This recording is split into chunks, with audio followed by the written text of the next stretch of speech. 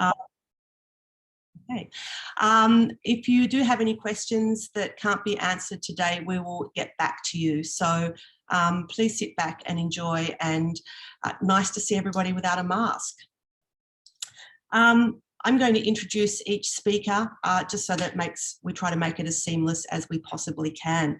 So without further ado, let's get this show on the road. And I'd really like to welcome the Le Voyage team, Laura and Kate. Come on in. Great. Thanks, Kate. Lovely to be here with you all, and lovely to see so many familiar faces. So my name's Laura Milky Garner. I am the touring producer of this production. I'm zooming in from Kulin country on Wurundjeri land.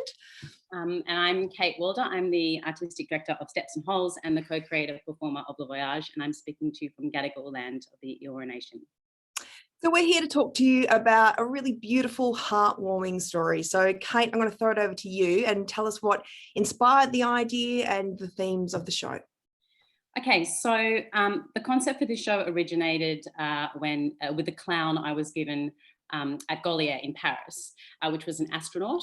And I came back to Australia with a silver foil rocket ship and the beginnings of a show about a moon.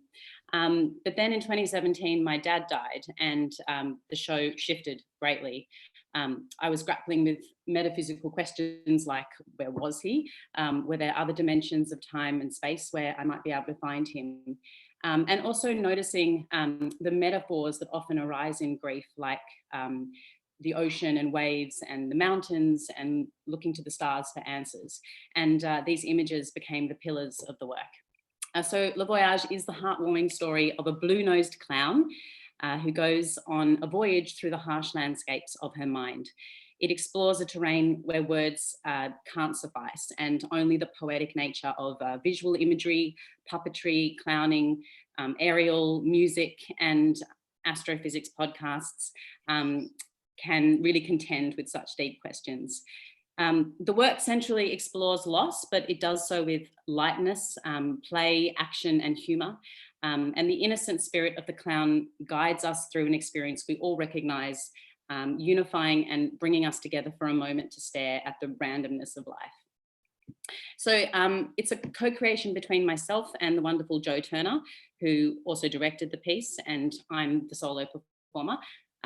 It has a stunning original musical score by ARIA award-winning multi-instrumentalist Shenzo Gregorio, who's also a member of Four Play String Quartet, if you know them. And the creative team also includes lighting designer Ben Brockman, sound designer Tegan Nichols, and set and costume designer Stephanie Howe.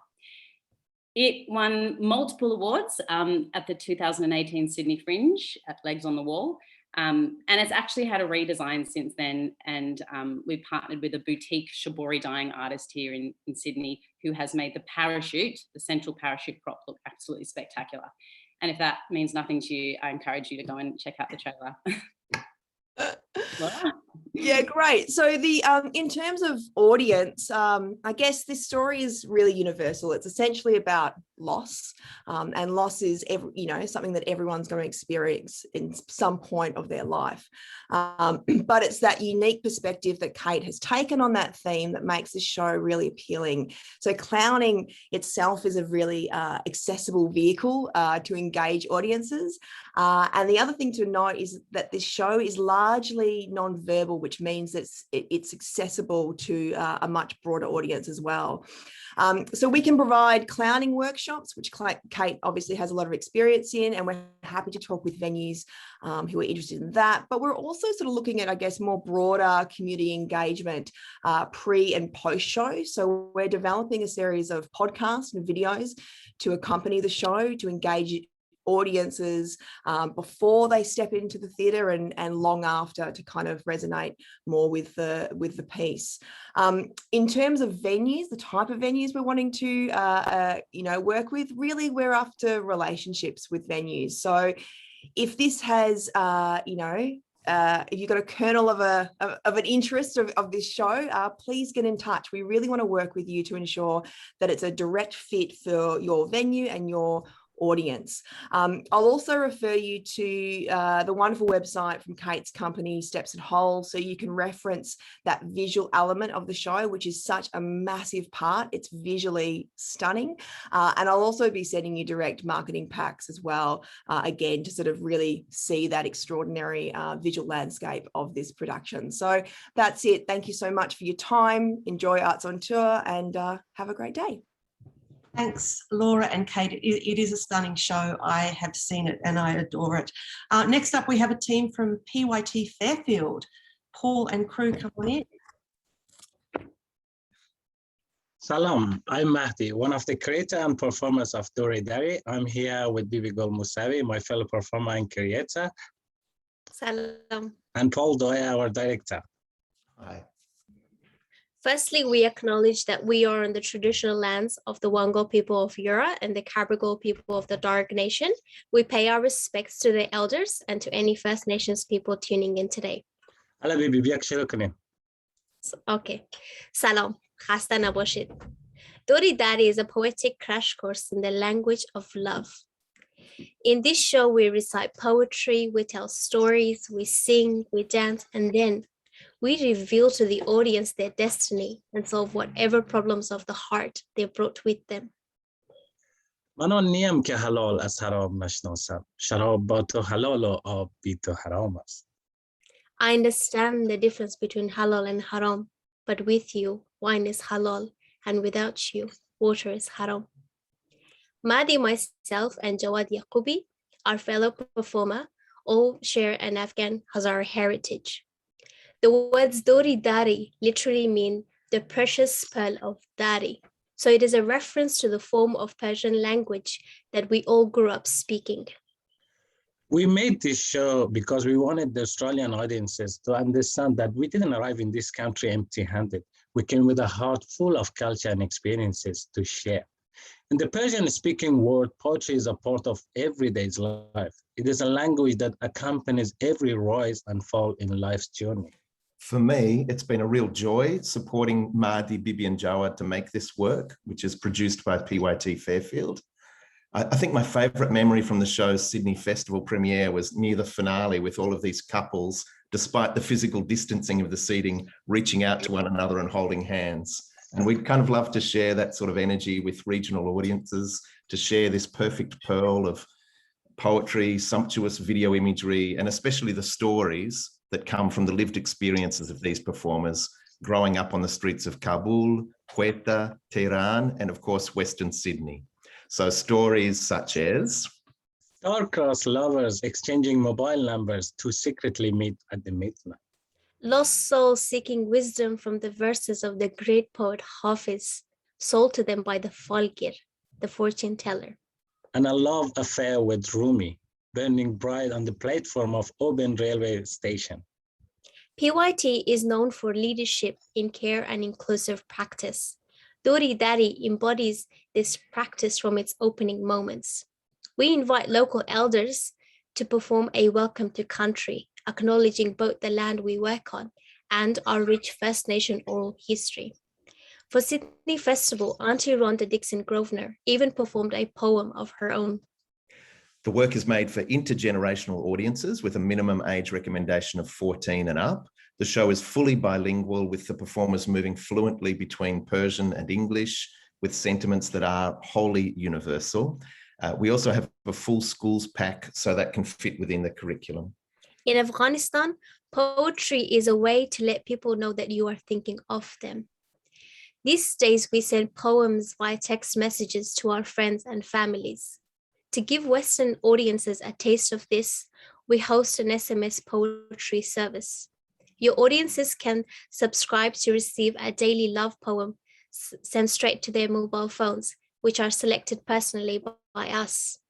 We'd love to talk with presenters about what else their audiences might enjoy, from poetry reading nights to Afghan barbecues. Thank you, everyone. Fantastic. It's great. The one great thing about Salon is we have such a range of shows and art forms to share with you. Our next one probably falls into the category of a straighter theatre presentation. I welcome Lisa Freshwater to our event. Good morning, everyone. Hi, thanks for having me here today. I'm Lisa Freshwater, the producer and director of Tyrific, and I'm coming to you from Ngunnawal country. And hi, I'm Oliver Pomervan. I'm the author of this book here, Tyrific, and I'm coming to you from the Royal Gaul people land on the Aurora Nation.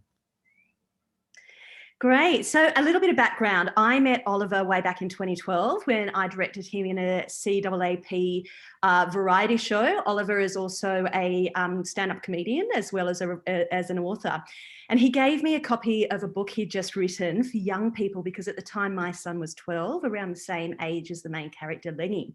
Now, Lengy has his own unique struggle with his very embarrassing family. But my son, who wasn't the most engaged reader at the time and sometimes felt like an outsider at school who just wanted to fit in. I mean, who of us don't, right?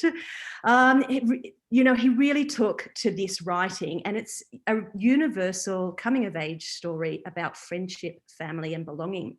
So fast forward to 2017, and the production premiered at Monkey Bar for the school holiday season, the Seymour Centre for an education season.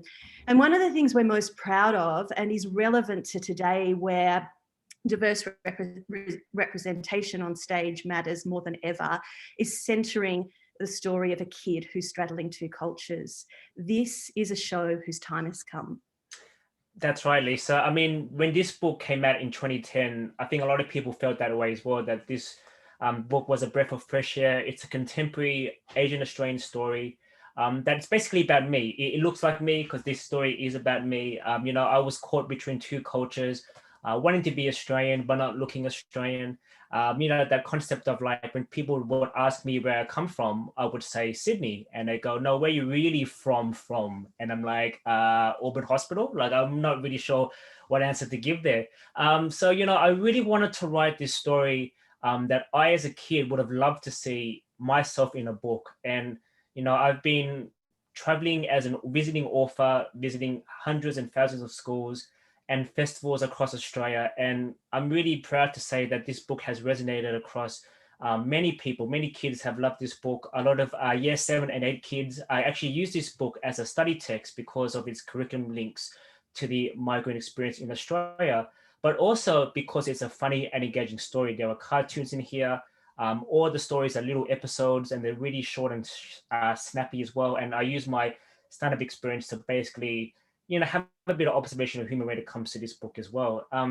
In fact, over the school holidays, the head teacher of Marsden Park High School, and Marsden Park is a suburb in Western Sydney. It's a cultural melting pot of like new arrivals mixed in with people who've been here for a while as well, and so many cultures. And they're actually going to be studying this book, and they're going to take their year 7 students out to see the production at Riverside Theatre in November, which is pretty cool. So I think that the production itself would be such an enriching experience that will go hand in hand as kids will actually study this book here as well. And what I love the most about this production is that it's a companion piece to my book. So even if you haven't read the book, that's okay. You'll still get something out of it, and vice versa as well. If you've read the book, you will get a fresh, funny take on Lengy's journey as he discovers himself in his place, not only in Australia, but also at school and with his family as well. So it's got the same energy and buzz. It takes all the best elements, the visuals as well, and the sounds. And I guarantee that not only will the kids and the adults in the audience be cheering on for Lengy as he, continuously battles his zany and embarrassing family, they will also get a craving for Thai food. And I don't know about you guys, but yes, lunch is not here yet, but I'm pretty sure you'll be hungry for Thai food after reading this book and watching the play as well. Absolutely, Oliver. Look, after the 2017 season, we looked at the tour and faced a bit of a challenge of the production being too big to tour beyond capital cities and larger regional venues. And so, we've heard you and we're redesigning the show. We're planning a very simple in and out, integrating some LED technology to make the show nimble and affordable without losing the scale and theatricality we know you loved. So we really want to make it easy for you to say yes. So if you have an audience in 22 or 23, we'd love to have a chat to you now. And even better, we'd love to invite you along to our Riverside Parramatta season in November 2021 to check it out. So thanks, everyone. Cool. Thank you. Great to see that Tyrific's actually back on the boards again this year. I might just take a moment now to mention some of the major performing arts companies who have work represented in our brochure, and it's great to see this work available for tour. Earth, of course, with ARC. Performing Lines has a number of works on their slate, always inspiring, and Intimate Spectacle as well is worth checking out. Belvoir takes Cursed on the road. Stalker's work is magical, and there are 2 offerings in the booklet. And I'd also like to mention Christine Dunstan Productions. I know that Christine's got a couple of great works that you would like to have a look at. One of our favourite organisations that takes an incredible slate of work around the country is Critical Stages. So this is your time, Chris Bendel. Thanks. Hi, everyone. I'd like to acknowledge that I'm coming to you all from Wongal country. Thank you so much to Kate and Antonia and all the team at Arts on Tour for continuing to run this event, even facing all the challenges that we are all experiencing right now. In normal years, Critical Stages touring heads to over 100 different locations around the country, venues large and small, festivals in metropolitan and regional Australia and New Zealand, but this isn't a normal year, so I'm grateful for a chance now to chat about the future and think ahead with you about the shows we'd like to bring you next year and beyond. Please keep an eye on the chat line, because I'm going to talk about 5 different shows now, so if you want to follow links, they come through the chat. The first one is the Box Show. So Junkyard Beats is a Wollongong-based team, and their new work, The Box Show, is enormous fun. Some of you may have seen this work pitched at Salon last year, or at Darling Quarter Theatre earlier in the year. We love the look of it so much, we are now working with Oded to build touring opportunities for next year. It's got drumming, it's got gibberish, it's enormous fun for ages 5+. They have a fabulous education program alongside the show. They are super tourable and flexible. My 8-year-old had a blast with them. Your little people will be learning rhythm and having a ball at the same time and wanting to hit things with sticks for days afterwards. As I say, we're building 2022 dates now. The Iliad, Out Loud. Something new for us, and yet as old as can be. Homer's Iliad has been adapted to the stage by one of Australia's finest performers, William Zappa, performed by an incredible cast of 4 with renowned musicians, Michael Askill on percussion and Hamid Sadeki on oud.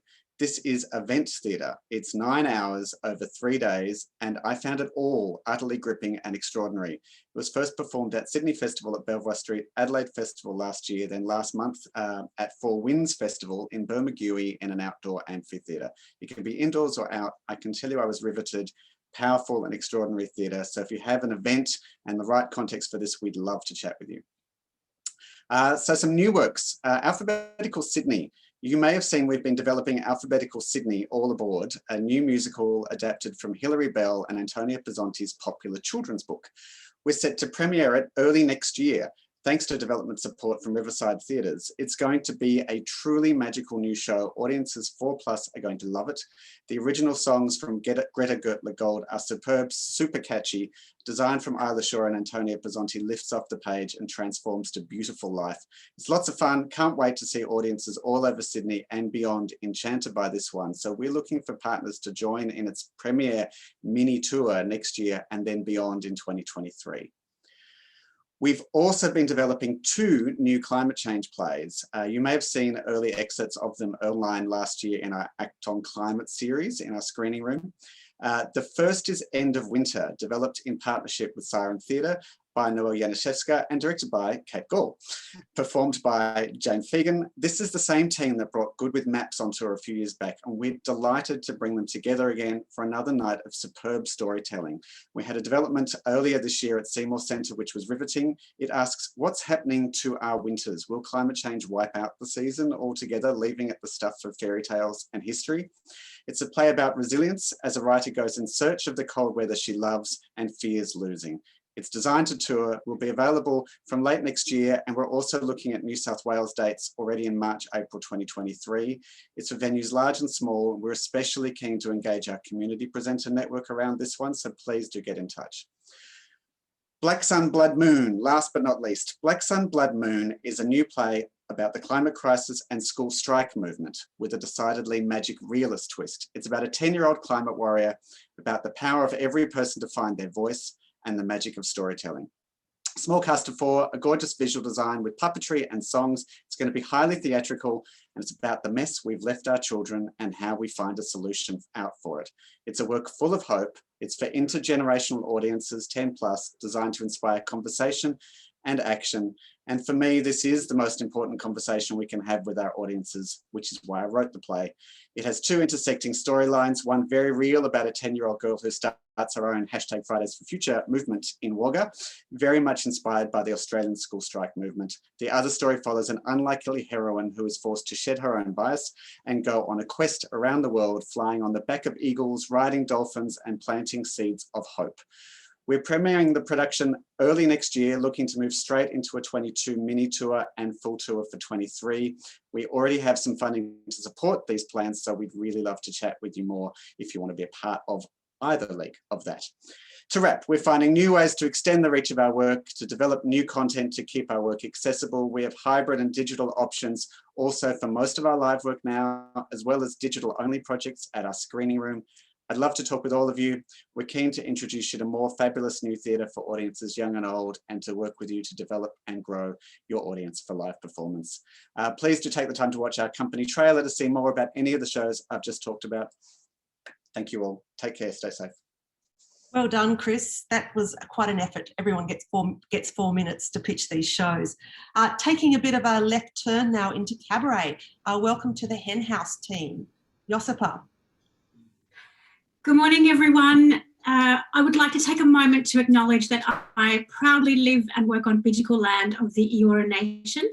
My name is Josipa Dreesma, and I am the co-creator and performer of the Hen House. And joining me today from Darawa land is my co-collaborator, co-performer and sister, Marta Knežević, and Gadigal land, our director, Anthea Williams, who's currently in Aotearoa, New Zealand on Ngāi Tahu land. The Hen House is a new music theatre work that is inspired by the truly extraordinary, funny and tragic true stories of migrant female factory workers in Australia in the 70s, including the life of Bernarda Papic, our beloved late grandmother who worked at Ingham's Chicken Factory in Western Sydney for nearly 35 years.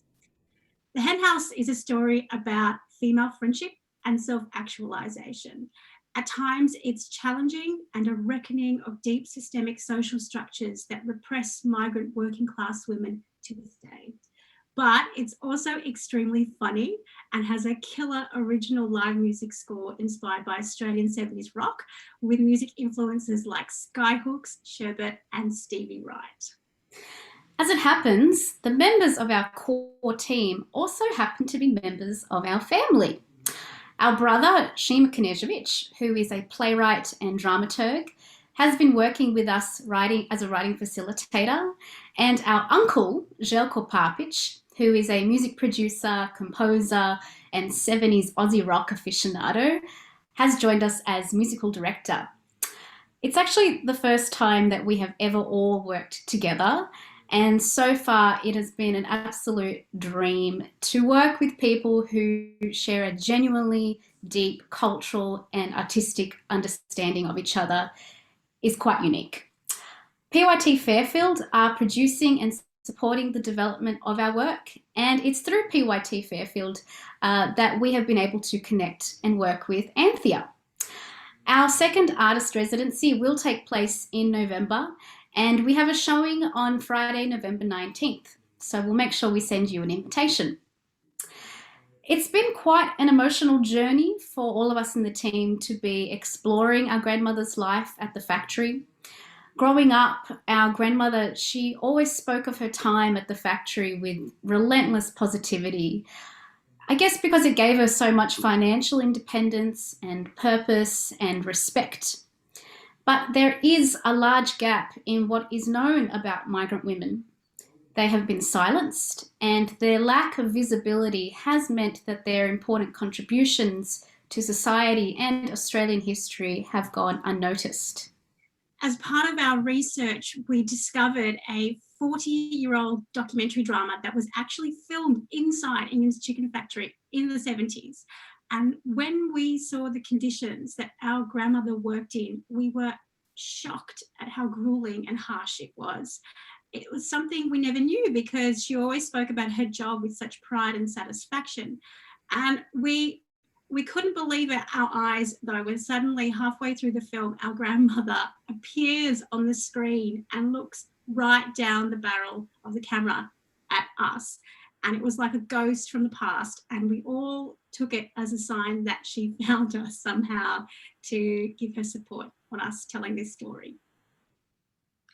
Touring the hen house will give us the opportunity to bring to the foreground the marginalised and forgotten experiences of migrant women in Australia. As part of our audience engagement strategy, our team will hold storytelling circles to allow for our audience to share their own stories, and we will collate those so we can contribute them to Australian history.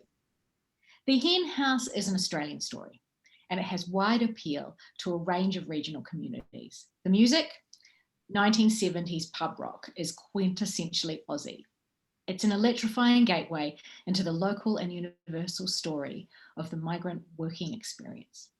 Unfortunately, there's no time for us to sing you a rock anthem now, but expect an email from us with some more information and an invitation to our showing.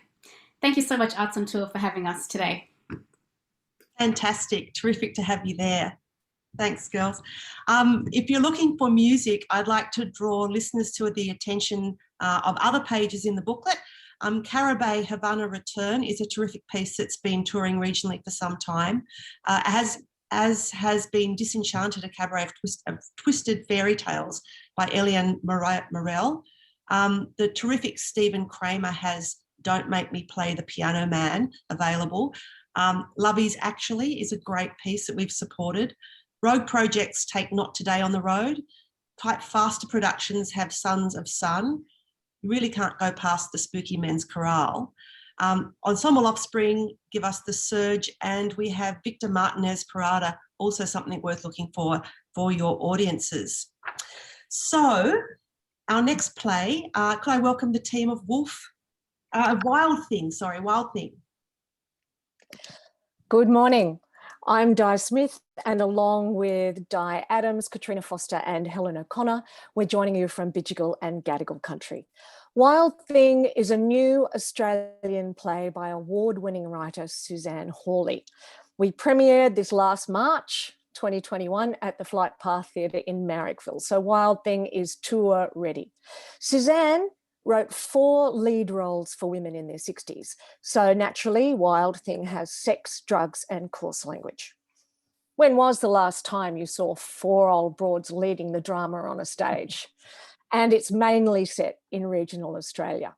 This production began its life around a kitchen table with Penny Cook, Katrina Foster, Lewis Fitzgerald, and me, all old NIDA classmates and old friends. The play, like the author, is hilarious, it's controversial, and will inflame an important debate. We're now without our marvellous Penny, but we have the play and 4 real female friends to tell it. So how far would you go for a friend? Well, our audiences hung around the foyer discussing exactly that at Flight Path Theatre in March. So this friendship starts with us as 13-year-old schoolgirls, yes, in uniforms, to us pole dancing, not necessarily well. Now, we know as life goes on, stakes get higher, often with end-of-life discussions. And if your family can't step in, then you rely on your chosen family. And this is the crux of our play. And so many people commented on the chemistry between the real-life friends on stage. And I think the surprise for me was how many young people were so moved by it. One young guy said it just made him want to go home and spend time with his friends. Others were in tears because it made them think about their mums. And people just felt a really strong need to tell their stories of parents and loved ones. Yeah, because we all know that stories are so important and we all have them and we all want to hear them. But whose stories do we usually hear? Okay, we've got coming of age stories, star-crossed lovers stories, men who do amazing things stories, all valid, all beautiful stories. But think about it. Who goes to the theatre, really? You go to any show, go to a film festival, writers' festival, and who makes up most of the audience? Older women, right? And whether they're dressed in beige linen or little black capri pants or tracky dacks, or whether they live in the cities or the regions, they're all there, right? And it's a safe bet these women have all been round the block a few times. These are ordinary women with big lives, lives filled with births and death and marriage and divorce and love and loss and friendships and decisions with big consequences. I have just described a play, by the way. So why are their stories, so rarely told? Why don't those women who've had these big lives, who go to the theatre, why don't they see themselves reflected on stage? Well, there's lots of reasons. Maybe because they're not. Hey, hang on. All right, okay, yeah, we are. Yes. Or maybe because it's a youth-obsessed culture, whatever. Wild Thing breaks this mold. It's a big story, and it's about us. And speaking of us, now this is not to blow our own trumpets, but I wanted to bring you some of the fabulous adjectives that reviewers use to describe us. Di Smith, nuanced and dignified. Katrina Foster, passionate and unmistakably kooky, and that's just Katrina backstage. Di Adams delivers her sexual escapades with scandalous restraint, which is kind of hilarious because Di plays the uptight Catholic of the piece. And I got cheeky and ebullient, which, you know, just think upstaging, loudmouth drunk, and you got it. So that's really what you'll get. The four of us on stage, smoking pot, talking about sex, death, and pole dancing. Now, come on, who wouldn't want to see that, eh? It's a show we know works, and we love sharing this story. It will transfer really well to larger theatres. We do a great post-show Q&A and can organise other engagement opportunities to serve your audiences. Now, I know there's an earlier email from me already in your inboxes, and please check out our trailer and the website. We'll hear from you soon. We are so ready. Thanks, team. There's certainly no shortage of great work being made in spaces in Sydney that can transfer to the bigger theatres. It's always a pleasure to welcome a new theatre onto the circuit, and to tell us about what's happening in Goulburn, we have Raina Savage with us this morning. Raina. Hi, thank you, Kate. So I'm Raina Savage, and I'm speaking to you from Marwarri, the land of the Ngunnawal and Gandangara people. I'm the first manager of the new Goulburn Performing Arts Centre, which is 2 hours southwest of Sydney. It's a 400-seat proscenium arch theatre. It's currently under construction, due to open in February 2022. It will be a beautiful, unique building. The front of house areas repurposed the old Goulburn Town Hall, which was built in the 1860s. It will be fully renovated and opened up. It's got 20-foot ceilings, lovely period features.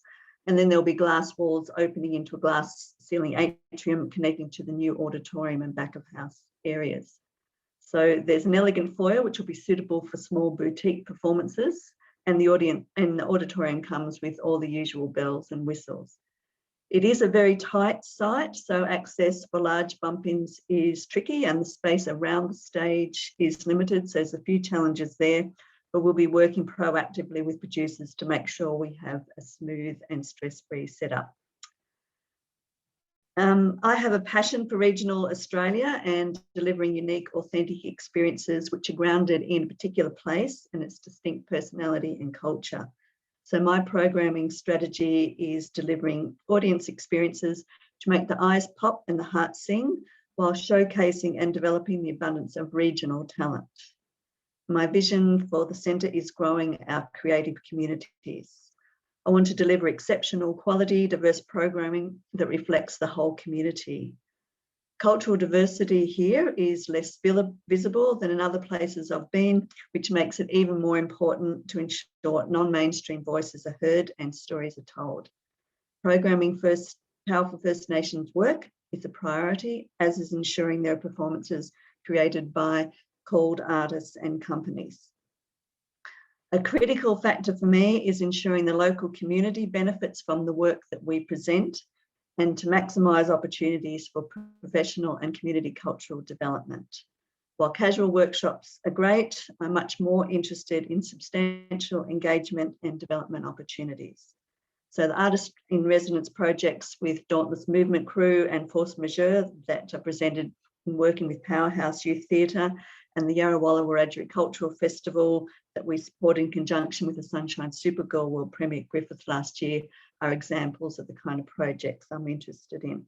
So if you're genuinely interested in collaborating with regional venues and communities, I'm very interested to hear from you and look forward to welcoming many of you to our theatre 2022 and beyond. I cannot wait for that theatre to open, and it's so close to Sydney too, which is terrific. Thinking a little outside the mainstream now, we have a number of works that are movement-based. First up, Ryuichi. Good morning. Hello. Am I on the screen? Okay. Am I on the screen? Okay. Hi. My name is Ryuichi Fujimura. I am a dancer choreographer based in Sydney. I'm joining you today from the traditional land of Gadigal people of the Eora Nation. For this salon, I would like to introduce two solos created and performed by myself. The first one is titled How I Practice My Religion. In this work, I begin with a monologue in which I reveal how I encountered my religion. That is, spoiler alert, dance. The monologue is followed by the movement sequence in which I deconstruct, demonstrate, and describe some of the movement schools I have accumulated in my body for the last 20 years of my dance practice. It's a 20 minutes long performance using dance, spoken word, and simple projection images. This work was premiered in November 2017 in Finland. I performed this solo together with my first solo as a double bill. Then a year later, I traveled to Taiwan to perform the same combination at the newly opened Wei Wei Inn National Kaohsiung Center for the Arts. Those two international tours were respectively supported by Create New South Wales and the Australian Council for the Arts. Locally, this work has been shown on two occasions. First time in 2018 at the Flying Nun, and the second time in 2019 at the Parramatta Riverside, supported by Form Dance Project. I would like to quote William Yang, who mentioned this work on his Facebook post. Quote, I'll mention Ryuichi Fujimura, who did a droll dance piece, which involved a spoken word, and it was really funny. That's a rare thing in dance, unquote. The second work I would like to introduce is Fall Falter Dance, my most recent solo. The departure point for this work was my love for open mic storytelling events such as the Moss and the Story Club. In this work, I tell 3 episodes of my own failure and the disappointment as a performer. Through those stories, I ask a fundamental question: why we performers perform for the audience. Fall Falter Dance is a 30 minutes long, humorous, accessible, and entertaining performance, incorporating stand-up style monologues, quirky choreography, and evocative animation designed by Laura Turner. This work was going to be premiered as part of a Bondi Festival earlier this month, but we all know what happened. So now it's waiting to be premiered as part of Sydney Fringe's Made in Sydney program. It's going to be one half of the double bill called Fishing and Falling, scheduled in the second week of September at the Packed Theatre. Fall Falter Dance and How I Practice My Religion can be performed together as an evening length program, or can be performed individually in different contexts, such as double or triple bill with other artists. Before I finish, I would like to quote Phil Spencer, co-director of a Bondi Festival, to describe Fall Falter Dance. Quote, Ryuichi's new work is a tender, comical, and inviting 30 minutes of contemporary dance and storytelling. If you're not sure if dance is your thing, then this show is a must, unquote. Thank you. Thanks, Ryuichi. And I know the work is premiering on a double bill with Clockfire Theatre, who you would have also seen at former salons. Really worth checking out their work as well. Our next movement piece is from Anton Project's NASA Fiction. Anton. Hello. Today I broadcast on the land of the Gadigal and Bidjigal peoples. It always was and always will be Aboriginal land. My name is Anton and I'm a mature Sydney-based dance artist who's worked in the industry for the last 24 years in many different facets. As a performer, I've worked with many major dance companies and independent choreographers. And over the years, my dance works and dance films have been presented at arts festivals, arts centres, within dance companies, music ensembles, and dance education organisations. As a creative artist, I make dance theatre, and I believe movement to be an infinite and powerful storytelling language.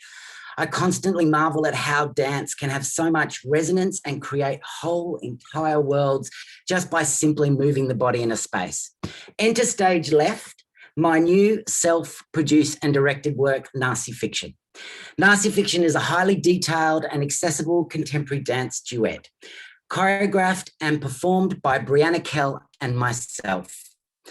Fascinated by human behaviour in a narcissistic era, the work reimagines identity in the digital age, finding curiosity in the copious amount of time we spend observing and creating perceived lives on screen. Nasi Fiction is a dance for two characters caught in a constant state of exhibiting and observing themselves. The work dynamically mixes virtuosic dance and emotional states to create a satirical, theatrical commentary, paying close attention to the darker side of our self-obsessed era. Nasi Fiction is a made-up word. Nasi is cut from the Urban Dictionary treatment of the word narcissism.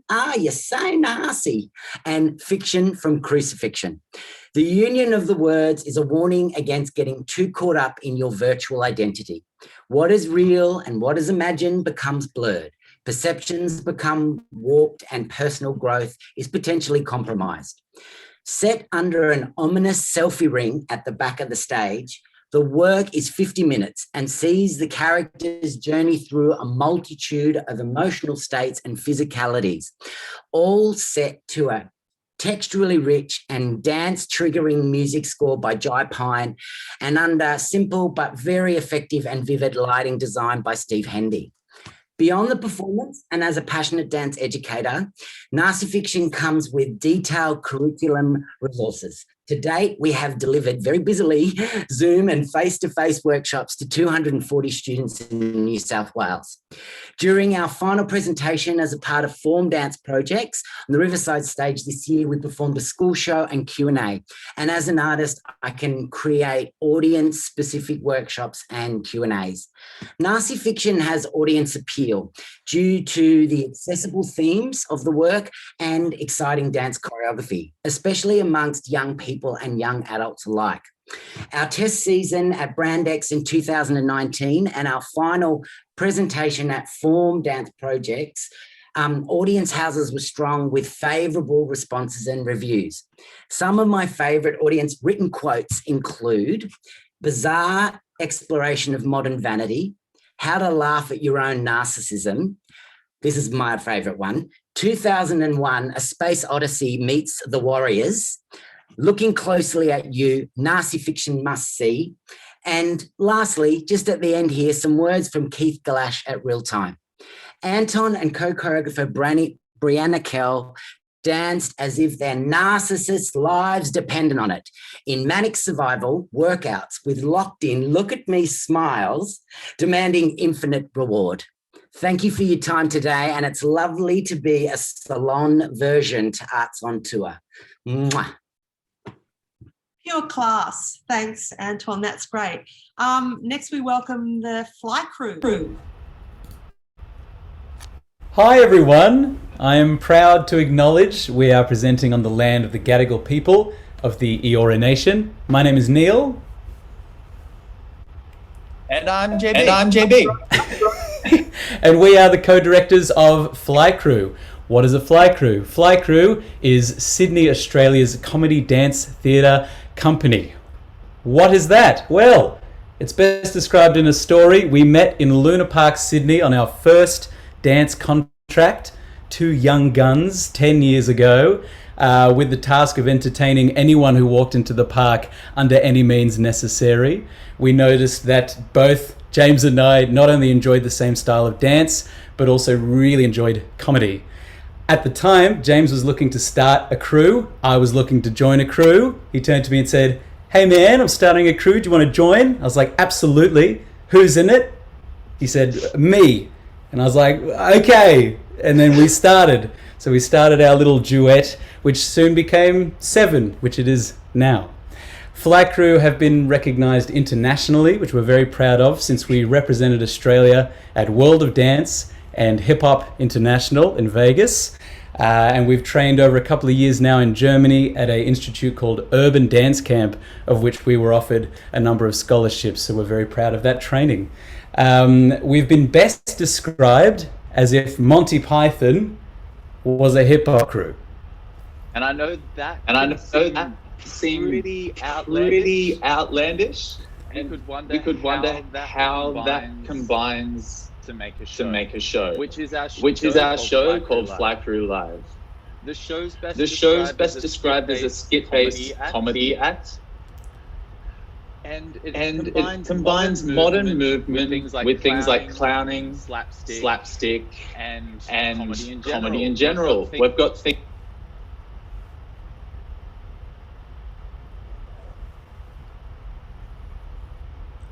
Oh no!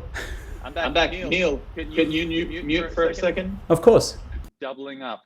Oh, now I can focus and think. Thank you, ladies and gentlemen. So we include comedy and urban movement and contemporary movement. We've got acts like a mustache dance, a hip hop version of a can-can line, or a Doctor of Funk that gives a delivery of a baby on stage.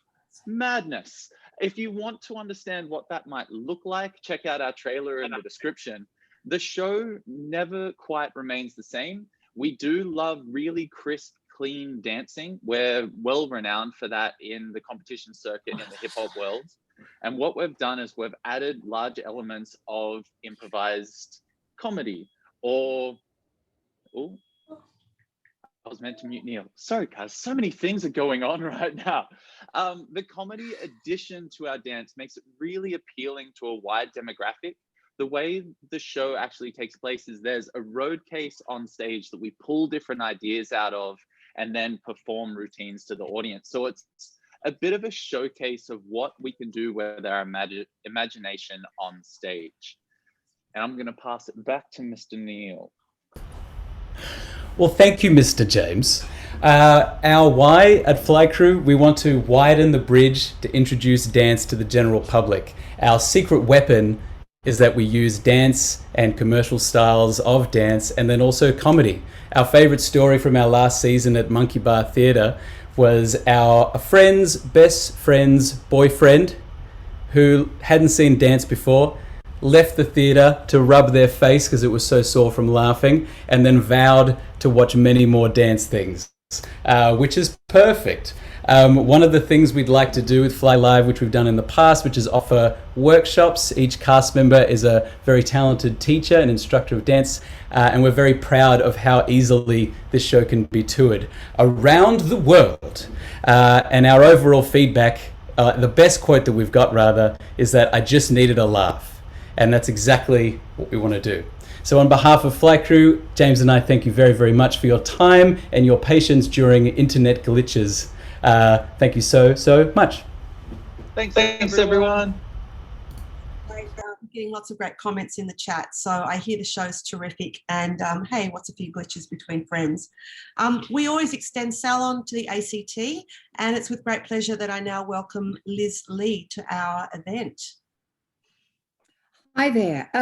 Oh, hello, there I am. Sorry, I had the camera off. Hello, everyone, and thank you, Kate and team, for pulling all of this together. Can people hear me? Is that cool? All right, fantastic. Yeah, massive kudos to Kate and team for pulling all of this together, and to my fellow dancers. They've all said fabulous things about dance, which we love. I'm coming to you from Canberra, from Ngunnawal land, and pay my respects. And the two works that I wanted to talk to you about were both based here and are deeply connected to these countries. I'm just going to read my notes and time myself so that I don't go over. All right. So I'm a dancer, choreographer, producer. I've been based in Canberra for about 10, 12 years after being based in Europe for 20. And Red premiered. Red is the first piece I wanted to talk to you about. It's a one-woman show. It premiered in 2018. It will be ready for tour. Well, not ready, it's ready now, but we can't. So from 2022, 23 onwards, it's the story of my journey with endometriosis and chronic illness, at which point most people just go and just kind of cut off. The reality is, though, as we've gone into shutdown, the fact that a lot of people are isolated regularly due to illness or disability has come to the fore, and a lot more people are now understanding the notion of creating works in and around questions of chronic illness. The work is funny, it packs a punch. A lot of people have come back to see the work twice because there's a lot going in there. We have toured to the fabulous Riverside, to Canberra Theatre Centre online last year when we were all in lockdown, Tuggeranong Arts Centre, a number of other venues in Canberra. I presented it in Singapore and in the UK. I was actually on tour with Red when COVID hit and had to fly back. So I was booked for the Edinburgh Fringe in 2020 and then this year, and then we're penciled for next year. It's a big show, but I can pack it into a suitcase. So it's either myself and a techie on the road. It was shortlisted for an Australian Dance Award and choreographed by Martin Delamo, Vicky Van Hoot, Virginia Ferris, and basically they kind of kicked my butt. So there's a lot going on there. Sue Healy mentored myself and Nino Tamburi in the creation of film, which creates the backdrop of the work. Brian Lucas is our dramaturg. Accompanying this, there are workshops, there are talks that I can offer. There are workshops in contemporary, burlesque, wellness, disability awareness. The piece can be audio described. We have captioning both for the spoken text that I give and within the recorded text. And also there is the option there for Auslan.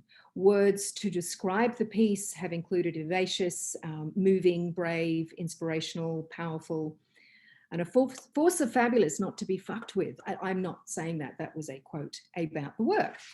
The next piece that I wanted to talk to you about is called The Point. This premiered at Belconnen Arts Centre on International Dance Day this year. I secured the funding in 2019, due to premiere last year. It's a large-scale work. It's tour ready. There are 12 dancers, no set, but an extraordinary lighting installation by Karen Norris, who's currently working with all the rock stars and Bangara.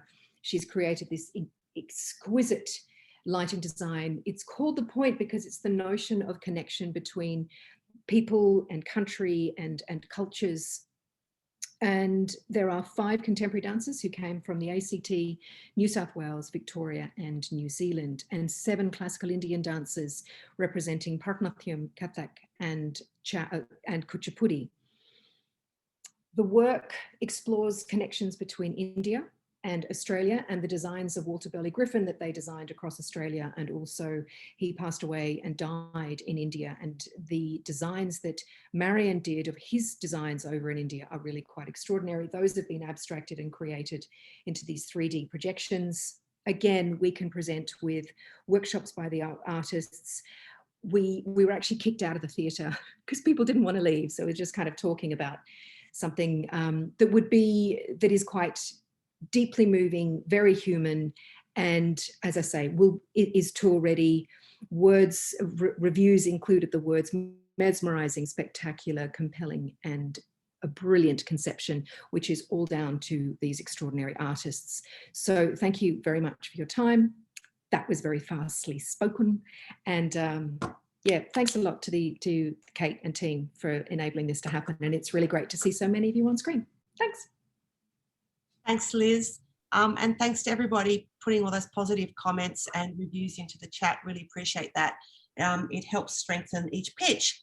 A company that plays with form, a lot of rigorous practice, and some really great storytelling is Ninefold Ensemble. So I welcome Erica and Shai to Salon. Hello, thank you for having us. I have the privilege to be speaking to you today from Gadigal land, and I'd like to pay my respects to the Gadigal elders, as well as the elders of my people, the Gamilaroi of Far North New South Wales.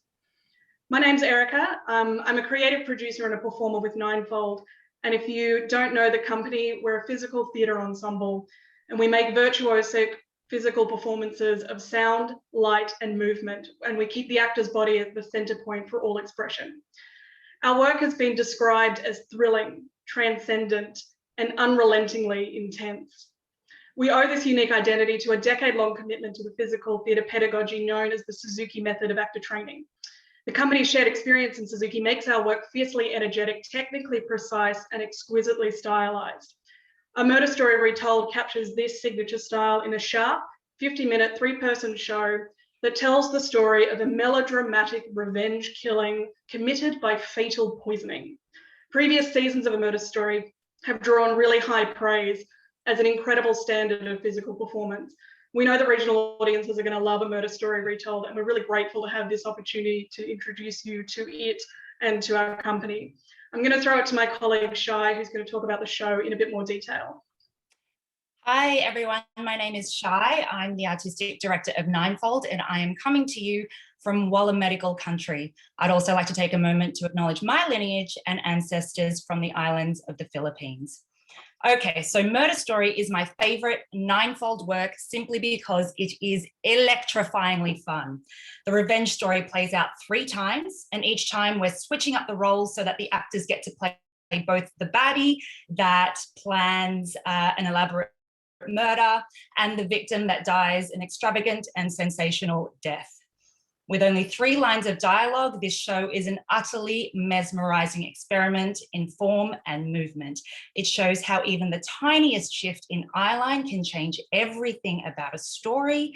Lights paint the stage with a bloodbath of emotions, and all this, backed by Max Richter's renderings of Vivaldi's orchestral music, elevates the mundane to the majestic. My favorite part of the show is when one clueless victim reaches for the poison tea and you know that they're going to drink it and die. You've seen it happen in the last repeat of the same story. But then time slows down, the music decelerates, the lights are pulsing, and you are held on the edge of your seat in this endless moment between alive and dead. And what feels like hours pass before the cup hits his lips and his fate is sealed. And that's when you finally remember to breathe out, just lapping up the wicked joy of it all. It is just so fun. It is one of the most fun shows I've had the privilege of performing in, and I've watched it as well, and I don't think there's another word for it. We also really believe that theatre is a destination experience, and that experience can be translated into any space where people want to congregate. And Murder Story fits this brief perfectly. It's a work that was made to be to it, and it's venue flexible. Its small cast and big ideas are really at home anywhere, in a small to medium black box or a proscenium arch theatre, as well as a variety of community venues, warehouses, or other pop-up spaces. Our company of artists can also offer a lot more to regional audiences than just an achingly beautiful night at the theatre. The company has a comprehensive suite of masterclasses and workshops for all experience levels, and we really love a good audience Q&A. With the Suzuki method included in the New South Wales high school syllabus, we're uniquely positioned to deliver an accessible and high quality secondary education experience as well. If we've sparked your curiosity today at all, we'd love to invite you to start a conversation with us. Thank you so much. This has just been a blast. Thanks, Erica and Shai, 2 of my favourite Sydney artists, a great emerging theatre company. It's always terrific to welcome people from regional New South Wales, and it's with much pleasure now that we hear from Sprung Dance Inc. I think we've got Liz and Kate ready to go.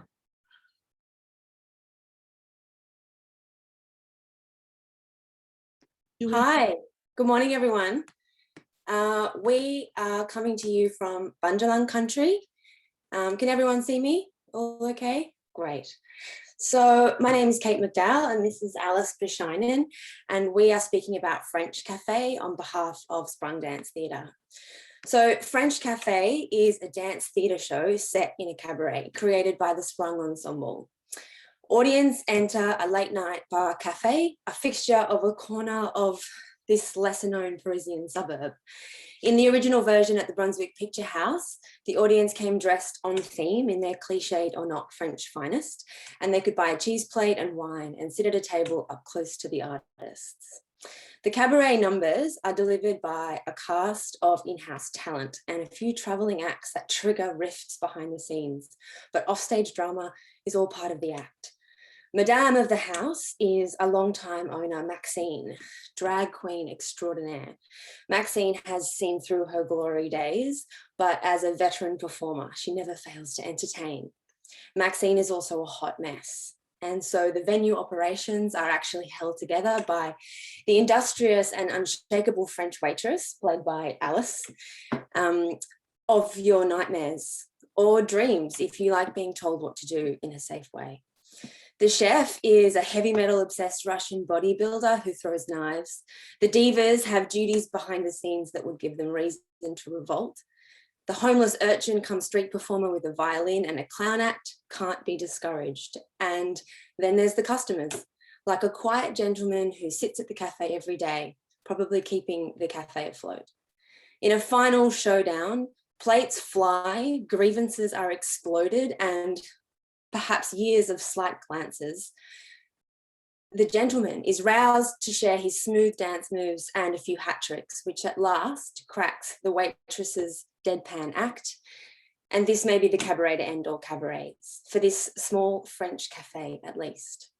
The soundtrack of French classics also has some surprises, like French heavy metal.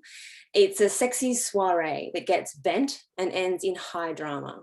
It has poignant moments, physical comedy, dance, song, striptease, and sideshow. Each act was created by the artists who perform them in collaboration with art form-specific industry mentors. This piece is designed for a cabaret setting with the action happening all around. However, it can be adjusted to proscenium arch theatres, outdoor spaces, or hospitality venues with stage space. For the premiere, we had pre-show performances that erupted around the venue as the audience entered. French characters and vignettes developed by the Sprung emerging artists. And we see an opportunity here for local engagement in each touring location. So we can run a workshop in the lead up to the show for interested local people with disabilities to develop a character which they can bring to life in small scenes, which will be witnessed by incoming audiences. So this is a show that is a big reminder that we can all have some more joy, riot, and fun in our lives. So a couple of quotes from the premiere season. Oh, wow, wow, wow. We feel so much better about life after seeing your show. My face hurts from smiling. Funny, sad, poignant, completely engaging from start to finish. And I loved the whole production. Best feel-good thing I've seen or done in a long time. So we're hoping to be remounting this piece for Plunge Festival in Grafton in March next year. So please come and see it or have a chat to us about adding your venue to our tour. And so I'm going to pass over now to Liz to talk about our other show that's ready for tour. Great, thanks, Kate. Just taking inspiration from the Dancer's own stories about navigating life, relationships, love, dreams, adversity and isolation. Oh, How I Dreamt of Things Impossible explores their emotions and experiences through solo and ensemble pieces. Come with us, journey into the dreamscape of our minds, cause in our dreams we're free, and oh, how we dream of things impossible. This is a verse of the poem from our dancer Tallulah. Born profoundly deaf, Tallulah heard music for the first time at 12 years of age through cochlear implants. Through dance, she explores her two worlds, the wonderland of sound and that of silence. Visual and sound production elements are designed to help the audience to see and hear things as Tallulah does. Alice's dance with the balloon, which is just out of reach, reflected her young heart's search for love, which she thought at the time might be out of reach. As it happens, 3 years on, Alice has 1 ex and 2 boyfriends, and she's watching, so I'm not saying any more. What brings it all together is the work of Andrew Christie, who with his projections and 3D animations creates his transcendent landscape and resonant new world reflective of the dance's stories and dreams. The human forms in the projections are modified away from our stylized normal to reflect greater individual variation and blurring the traditional ability and disability lines. There's a lot of joy and hope that comes through the work. There are these life issues that we all face and the audiences really relate to. The delight of working with these talented young adults is their amazing sense of humour, courage, sense of joyfulness in everyday life. Their determination to get out there and be seen and be the best they can be is what drives Sprung. And it certainly inspired our audiences to standing ovations at its premiere with Norfolk last year. So lots to emotionally move, enlighten, entertain audiences, and for audience development. We offer community workshops, as Kate said, Q&As after the show, which are a riot, and pre-COVID, we had VR headsets for audience members to personally experience Andrew's series of virtual worlds in the foyer. They were really popular, but of course with COVID, we can't do that at the moment. Thanks to you all and to Arts on Tour for today, and I hope we'll be getting in touch with you all. Bye. Thanks, thanks Sprung Dance. Yeah, it's great to be able to hear from you today. Back to text-based theatre now. To tell us about Wolf Lullaby, Jordan Best from Queanbeyan. Jordan? Hello. I'm speaking to you from Ngambri, Ngunnawal land. Wolf Lullaby was produced by Echo Theatre, which is the Q's in-house professional theatre company, started in 2018 to give professional opportunities to our local actors and also to produce work by female playwrights. So it was meant to go on last year, but it actually ended up opening our 2021 season this year. I think it's an Australian classic. It's by Hilary Bell. I'm sure most of you are familiar with the story. But if any of you aren't, in a small town, a toddler is murdered, and suspicion falls on Lizzie Gaul, who is 9. I suppose it's a huge story. That's a massive thing. But really, it looks at the really personal tragedy of what this does to Lizzie and to her family. So it's a small story, I suppose, set within a huge story. It's thrilling, and I think we don't see this kind of, I suppose noir was a word that was used earlier for a previous pitch, but I think we don't see these kind of thrilling, unsettling stories on stage that often. And it's the kind of theatre that I love to watch. And it certainly had people talking. Everyone has their own theory about what happened, because while on its face, it's completely clear what the story is. She did it, she murdered the child. But people have their own idea. And in fact, on opening night, I was walking out next to a woman and her friend, and the woman said, "The mother did it." And her friend said, "What do you mean?" And she answered with all of the evidence she had from the play as to why she thought the mother had committed the crime.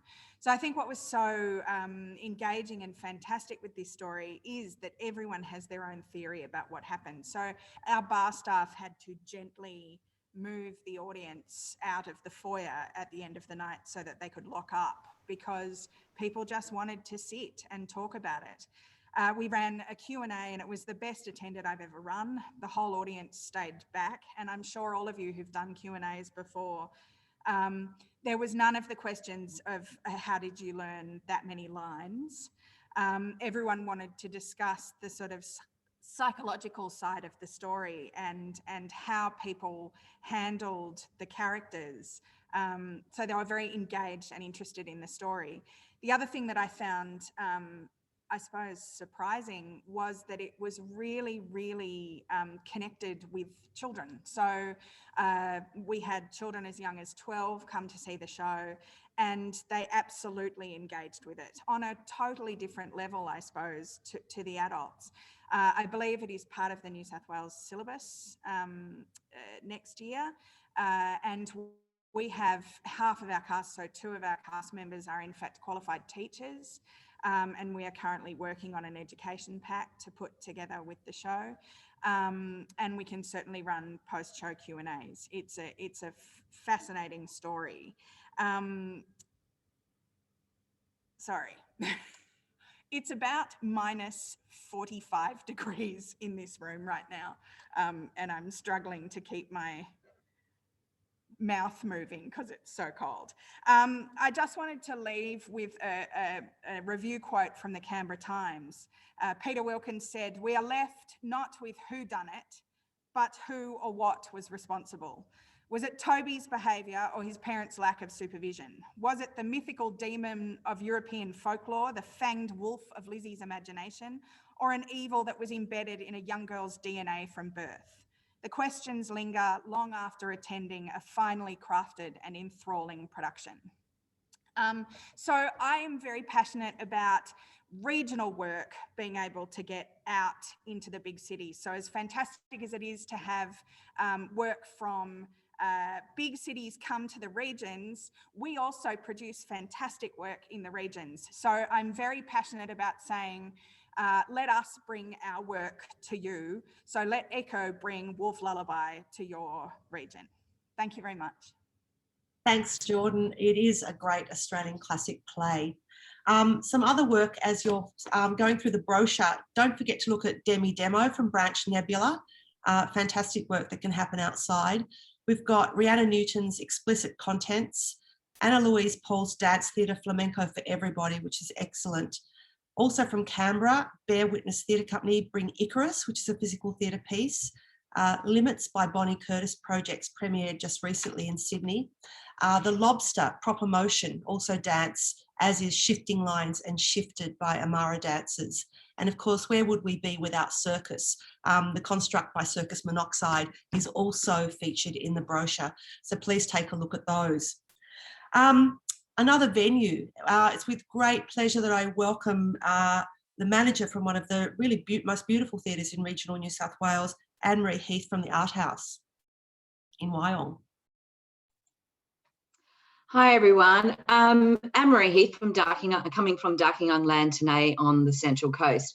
The Art House is a relative new venue and has just turned 4 years old. We have 2 spaces, a black box and a main proscenium arch theatre, and the foyer is a gallery space.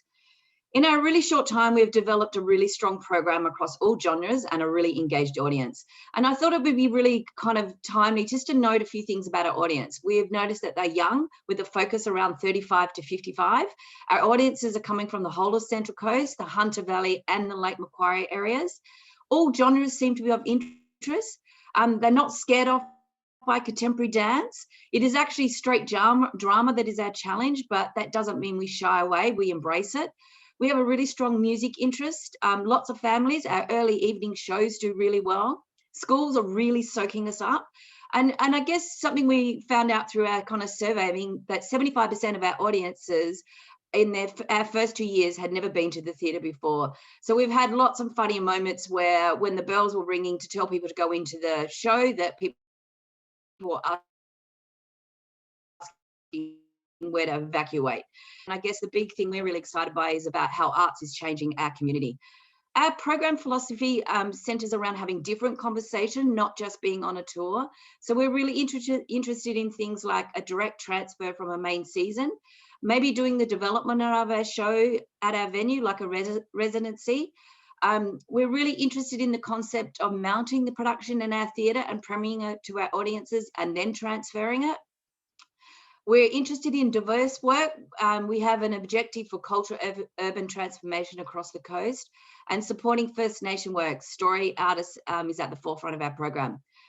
Going forward, we have a really strong focus about artists and becoming a cultural hub. We're interested in building relationship with artists, creatives, and looking how we can build capacity with our local Central Coast creatives and artists.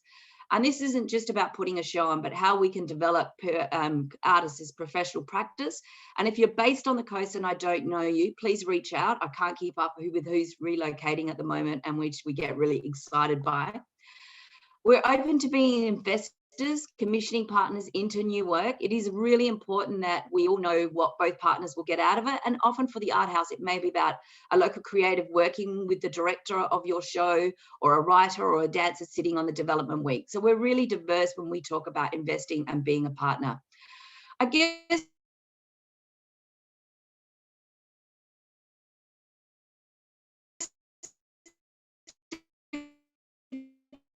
couple of things just in closing. Invite me to your shows, add me to your email updates. I may not be able to make it by default, but I'll know what you're up to. And if I don't jump on board or respond to your email straight away, keep in touch, as I'm really interested in the longer game and building deeper partnerships and collaborations that are, I guess, long-term, way beyond that one-hit wonder. And in fact, it really annoys me when the first time I hear about your company is when you're actually just selling me a show. And just in closing, if I can give artists, producers one tip, build 5 really good presenter relationships that your work aligns with. Do your homework about those presenters, as we will do the work for you. If we want your show, we will sell it to your peers. So please reach out, continue the conversation, and we can't wait to welcome you to the Central Coast. Thanks. Great wisdom from Anne-Marie. Thank you so much for joining us this morning. Who would have thought? Opera. Jermaine Chow from Chop Chef. Hi everyone, this is Jermaine, co-artistic director of Blush Opera, dialing in from Goringai. Blush Opera respectfully acknowledge that our work in creating new Australian opera is actually part of a rich tradition of music and art that began in this country over 65,000 years ago. So at Blush Opera, we are a fun-loving boutique opera company, and we're out to make opera going a serious pastime for future generations. So with one eye on our cultural history and one eye on the future, I would love to introduce you to our latest operatic offering, Chop Chef. And here I am, through the magic of theatre, on our Chop Chef studio set, where we premiered at the Riverside Theatre in April. And actually, we are currently now on demand, live on the Riverside digital platform. So if you want to check us out, head there. Chop Chef is a mashup of MasterChef and Hunger Games, and it's spun into song with 6 opera singers and a live 4-piece band. It's a fictional reality TV cooking competition dreamt up by our librettist Julie Coe and composer Paul Smith. Each of the contestants gets eliminated one by one, but really there's a catch, because going home means that they'll die by glorious stage execution. And as you may know, in any epic opera where there is murder, there is an incredibly virtuosic death aria. So one of my proudest moments out of our run at Riverside is that when I stepped onto the stage as Kitty, as the trapdoor rolled open, I could hear the whooping and the stomping coming out from the audience. And as a classical musician, that's never happened to me before. And as a producer, I was so proud because I knew we had torn down the age range of the regular opera goer. This was the new generation, or could have been just some old biddies making a lot of noise, but whatever, we love it. Our mission to make opera for future generations is an aspirational thought, but it is also really critical for opera surviving, because if we have no new stories to tell, no new stories to sing about, the art form dies. And really what hearing this audience affirms is that we at Blush Opera have always believed that opera is for everyone, from the seasoned opera lover to the new generations of whoopers and stompers. Chop Chef is really, truly a multi-generational opera. From the great feedback we've had from our season at the Riverside, it really has a cult-like following because Julie's plot is so wacky and unique. It creates this environment where the studio audience is bound together by their collective experience. And there are some really you had to be there moments. So once you've had the Chop Chef experience, you are part of the Chop Chef family and you understand what it means to be fucked by a turducken. So if you don't know, come see the show. A really great opportunity for the tour is that our composer and librettist, unlike most operas, are very much alive and well. So it's a chance to meet a real life opera composer in the flesh. We have on our team the unconventional duo of librettist and satirist Julie Coe and the composer Paul Smith, who wrote his PhD thesis on anime and manga. So how cool are these people? Both of them are very active and passionate about educating people about opera. And as part of our tour, I would love to showcase these two cool cats to the regional audiences. I want to dispel the notion that you have to be a 12-year-old prodigy child genius Mozart to write an opera. Julie and Paul have proved that making opera can be collaborative, it can be fun, it can be social. And Chop Chef has proved that opera really is an inclusive art form. So we would love to bring Chop Chef to your theatre, and we would love your local audiences, young and old, to hear it and experience the awesomeness that is 6 singers singing at full pelt about how to put together a croquembouche. So thank you so much, Arts on Tour. Thanks, Jermaine. I will attest, Chop Chef is hilarious. I giggled for days afterwards. It's really true. Thanks, everybody. Keep putting those comments in the chat section, particularly your email addresses and connections for everybody who's online. Next, we hear from Shopfront and Milk Crate Theatre in a unique collaboration that brought together Tiny Universe. Nat and Margot, you there? Yes, we are here. I'm Natalie Rose. I'm Shopfront's creative director. And I'm Margot Politis, artistic director of Milk Crate Theatre. And Margot and I are joining you today from the Wungal and Gadigal lands, and Tiny Universe was created on the Bidyagal and Kamigal lands of the Eora Nation. And we'll aim for this to go for 4 minutes tops as the text requested. Miss McHugh there, yeah. So I'm artistic director of Milk Crate Theatre. You're too funny, Nat. At Milk Crate, we work with people who have lived experience of homelessness, mental health issues, and disability. And our company combines the artistic and the social to create performance work in a really safe and supported way, so that nobody feels that they have to delve really deeply into a personal traumatic experience to make performance material. But there is the choice to contribute those experiences if people feel they want or need to. But we focus on ideas and art form, and our work often has a political or social justice theme. And at Shopfront, we work with young people and emerging artists, and we place their voices at the centre of everything we create. Combined, Milk Crate and Shopfront have over 60 years of experience in creating art. And Margot and I have worked together many years, not 60 years, because we look much younger than that. But we do have a lot of experience working together. Though this is Shopfront and Milk Crate's first collaboration together, Margot and I try and create work that is where we talk about something serious in a funny way. We try and make all of our theatre accessible for performers and audiences alike. And our work always combines movement and text, and it does not follow a linear narrative at all. No. So Tiny Universe premiered this year in May at PACT. Though the initial concept was developed in 2019, pre-COVID, though strangely it is like Margot has predicted the future because it became much more relevant in COVID times, looking at feelings of isolation and feeling disconnected from people. So now, thanks to COVID, it's become quite a universal theme for Tiny Universe, and it's relating to more people than we ever imagined possible. So this work is a devised theatre work, and it's created by collaborative artists with a lived experience of disability, mental health diagnosis, and homelessness. It's not about these things, but the people on the stage may happen to have those experiences. The cast is made up of people from age 23 to 63. And the show is about 8 different characters in their own personal spaces, and how they deal with the outside world in this inner space, i.e. their own tiny little universe. And the set is a cross-section of these spaces, so kind of like Rear Window on steroids, if you will.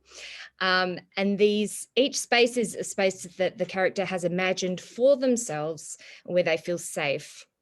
And they're not all naturalistic spaces. One is a living room, but another one is inside the imagination or inside an Instagram filter or a memory of the 2016 Rugby League Grand Final. The characters are not talking to each other, even though the dialogue sounds like a conversation sometimes. Each universe could exist in any place or any time in history, aside from the 2016 Grand Final, that's quite specific. They could be imagined conversations or parts of conversations, but they're all inextricably linked. Some of the stories are real, some are fictional, some are a mix. But basically, as each of these characters reflect privately in their tiny universes, the audience is drawn into a simultaneous process of self-reflection. So even though no one is directly speaking to another person, we all become connected through this shared dialogue. If you'd like to see Tiny Universe, you actually can this weekend, because it's being streamed from the Drambazi International Arts Festival for young people from India at 3:30 p.m. I will send you all the link, so that's very exciting. And apart from that, we can offer, apart from the show, we can offer masterclasses in theatre devising and also Q&As with the performers as well. Yeah, if you want to know more about the work, all our details are in the brochure, so feel free to reach out. Thank you, Kate and Antonia. Thanks, Kate and Antonia. Thanks, Natalie and Margot. It's a very beautiful and polished work. And I think what struck me was having a multi-generational cast on stage is indeed unique. So great to about watch it again. I'm going to much smaller forces, back to the theatre with Screw Tape Letters. I welcome Hayley and Yannick. Hello, I'm Hayley. I'm based in Lane Cove, and I acknowledge the traditional custodians of this land, the Camaragal people of the Darug Nation. And I'm Yannick. I'm on Gadigal land of the Eora Nation, and together Hayley and I form Clock and Spiel Productions. We produce plays in theatres, and we stage work which is distinctive, daring and unapologetically human, both in the process and the product, and that's our vision statement on the banner behind me. We produced a number of plays, starting off at the Seymour Centre's Reginald Theatre, including C.S. Lewis's The Screw Tape Letters, which we also toured around Australia. So the Screw Tape Letters is originally a book, and I adapted it for the stage because I felt like it had a real exciting theatricality. Lewis's work, like the Narnia books, are really well loved, and so loved, in fact, that a librarian friend of ours told us that the Screw Tape Letters is one of the most stolen books from Australian libraries. But before 2015, Screw Tape had never been performed in Australia before. So with a great deal of negotiation with the Lewis Foundation, we managed to get the tightly held rights to perform the work. The play is a smart 75-minute two-hander with a brilliant score, and with Yannick playing Screw Tape and the amazing physical theatre actor George Zhao as Screw Tape's assistant Toadpipe. Next year, the book will be 80 years old, and what I love about the play that we've created is that it's timeless in what it says about our human condition. So how easily we find ourselves going against our gut or better judgment, and how often we can do the right thing, but from a questionable motive. So Lewis shows us our weaknesses, but with a brilliant dark humor and compassion that hopefully spurs us on to be better. We really love connecting with our audiences, and we've had Q&As after several of our shows to talk about not only the experience of putting on a show, but the content of what the show reveals. So Screw Tape's character, he is a demon who lives in the underworld, and he's trying to tempt his patient, a human being who lives on Earth, towards self-destruction. And there was one scene which always was the one that people would talk to me about afterwards. It's a scene about discouragement, becoming disillusioned, our very human tendency not to press on towards a goal, even a goal which is right in reach. We give up when just having a little bit more faith might have got us there. That was a really powerful scene for our audiences in 2016, and we reckon probably even more so now. We were really blown away by the response to the show.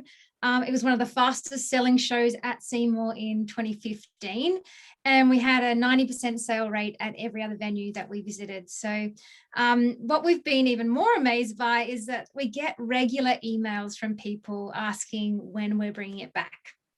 I loved performing in this show, also producing it as well. It's very different from most of what you see on stage at the moment. It's episodic, it's pretty much bang on true to the book, and everything is in letter form, each scene dealing with a key theme about what it is to be human. It's beautifully designed in stunning monochrome by Isabella Andronis, and it's very easily tourable and adaptable to a variety of theatre spaces and configurations. I actually personally drove the set from Sydney to Adelaide and back on the last stop of the tour to be able to present this show, which asks some of humanity's biggest questions against a backdrop of seriously light relief and delightful physical comedy. So we're really pleased to be granted the performance rights once again, and we're really excited to bring this show back in 2022-23. We already have some interest for the new season, so we'd love to start a conversation with you about extending that season further. So thanks so much. Thank you. Thanks, Glockenspiel Theatre Company. That's great. Hey, everyone, we're at the pointy end of Salon now. Hang in there. We've got a little bit longer to go. The next handful of pictures are going to go for 2 minutes each, believe it or not, until we get down right towards the end. Another venue that I'd love to introduce you to is the Belconnen Arts Centre in ACT. Sammy, come on in.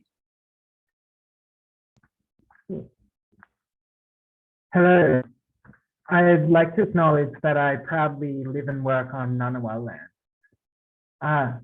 I'm here to introduce myself and Belco Art. We actually opened Liz Lee's work, The Point, and it was an honour to present such an incredible work.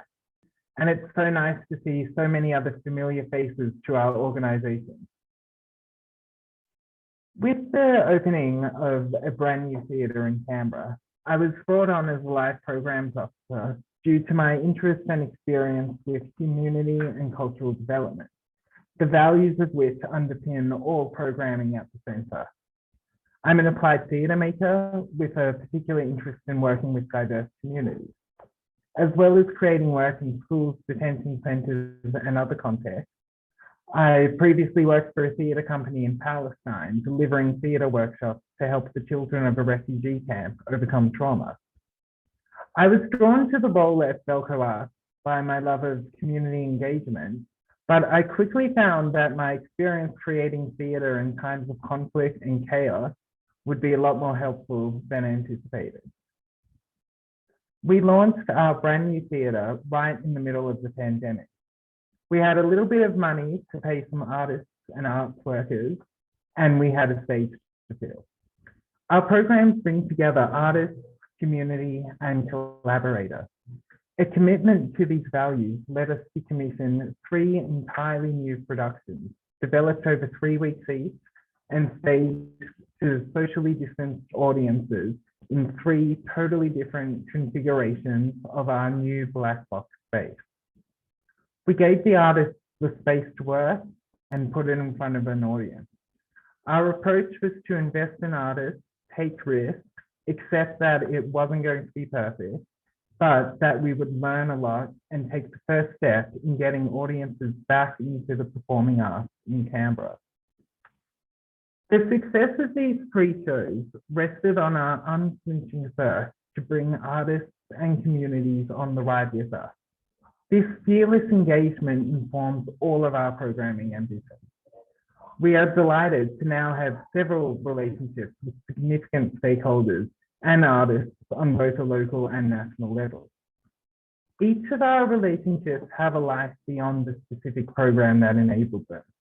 This means they contribute to creating sustainable models for presenting work. They open opportunities to develop our local sector, or they invite our audiences to gain knowledge and inspiration that we draw upon for future programming. We facilitate unexpected collaborations and strengthen our relationships through purposeful introductions to other artists. As well as presenting extraordinary work from around the country and hopefully the world, I'm particularly interested in establishing relationships with companies that share our passion and curiosity for collaboration.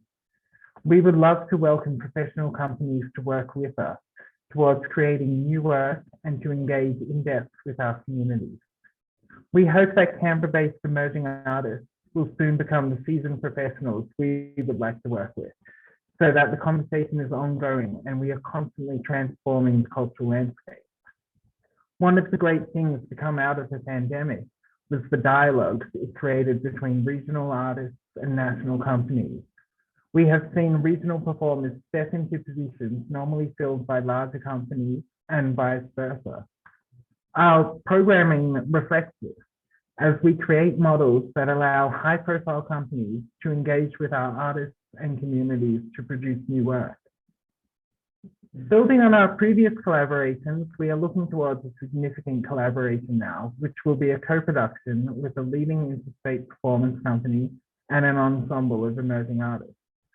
We are also shaping a program that will place professional artists in a community context to create a performance work that honors a beloved space near the Arts Centre. Both these models, like the opening shows, acknowledge the strengths and benefits of the process itself. By enabling our local artists and communities to work intimately with high-profile artists, we are facilitating a dialogue that will have impact beyond the public presentation.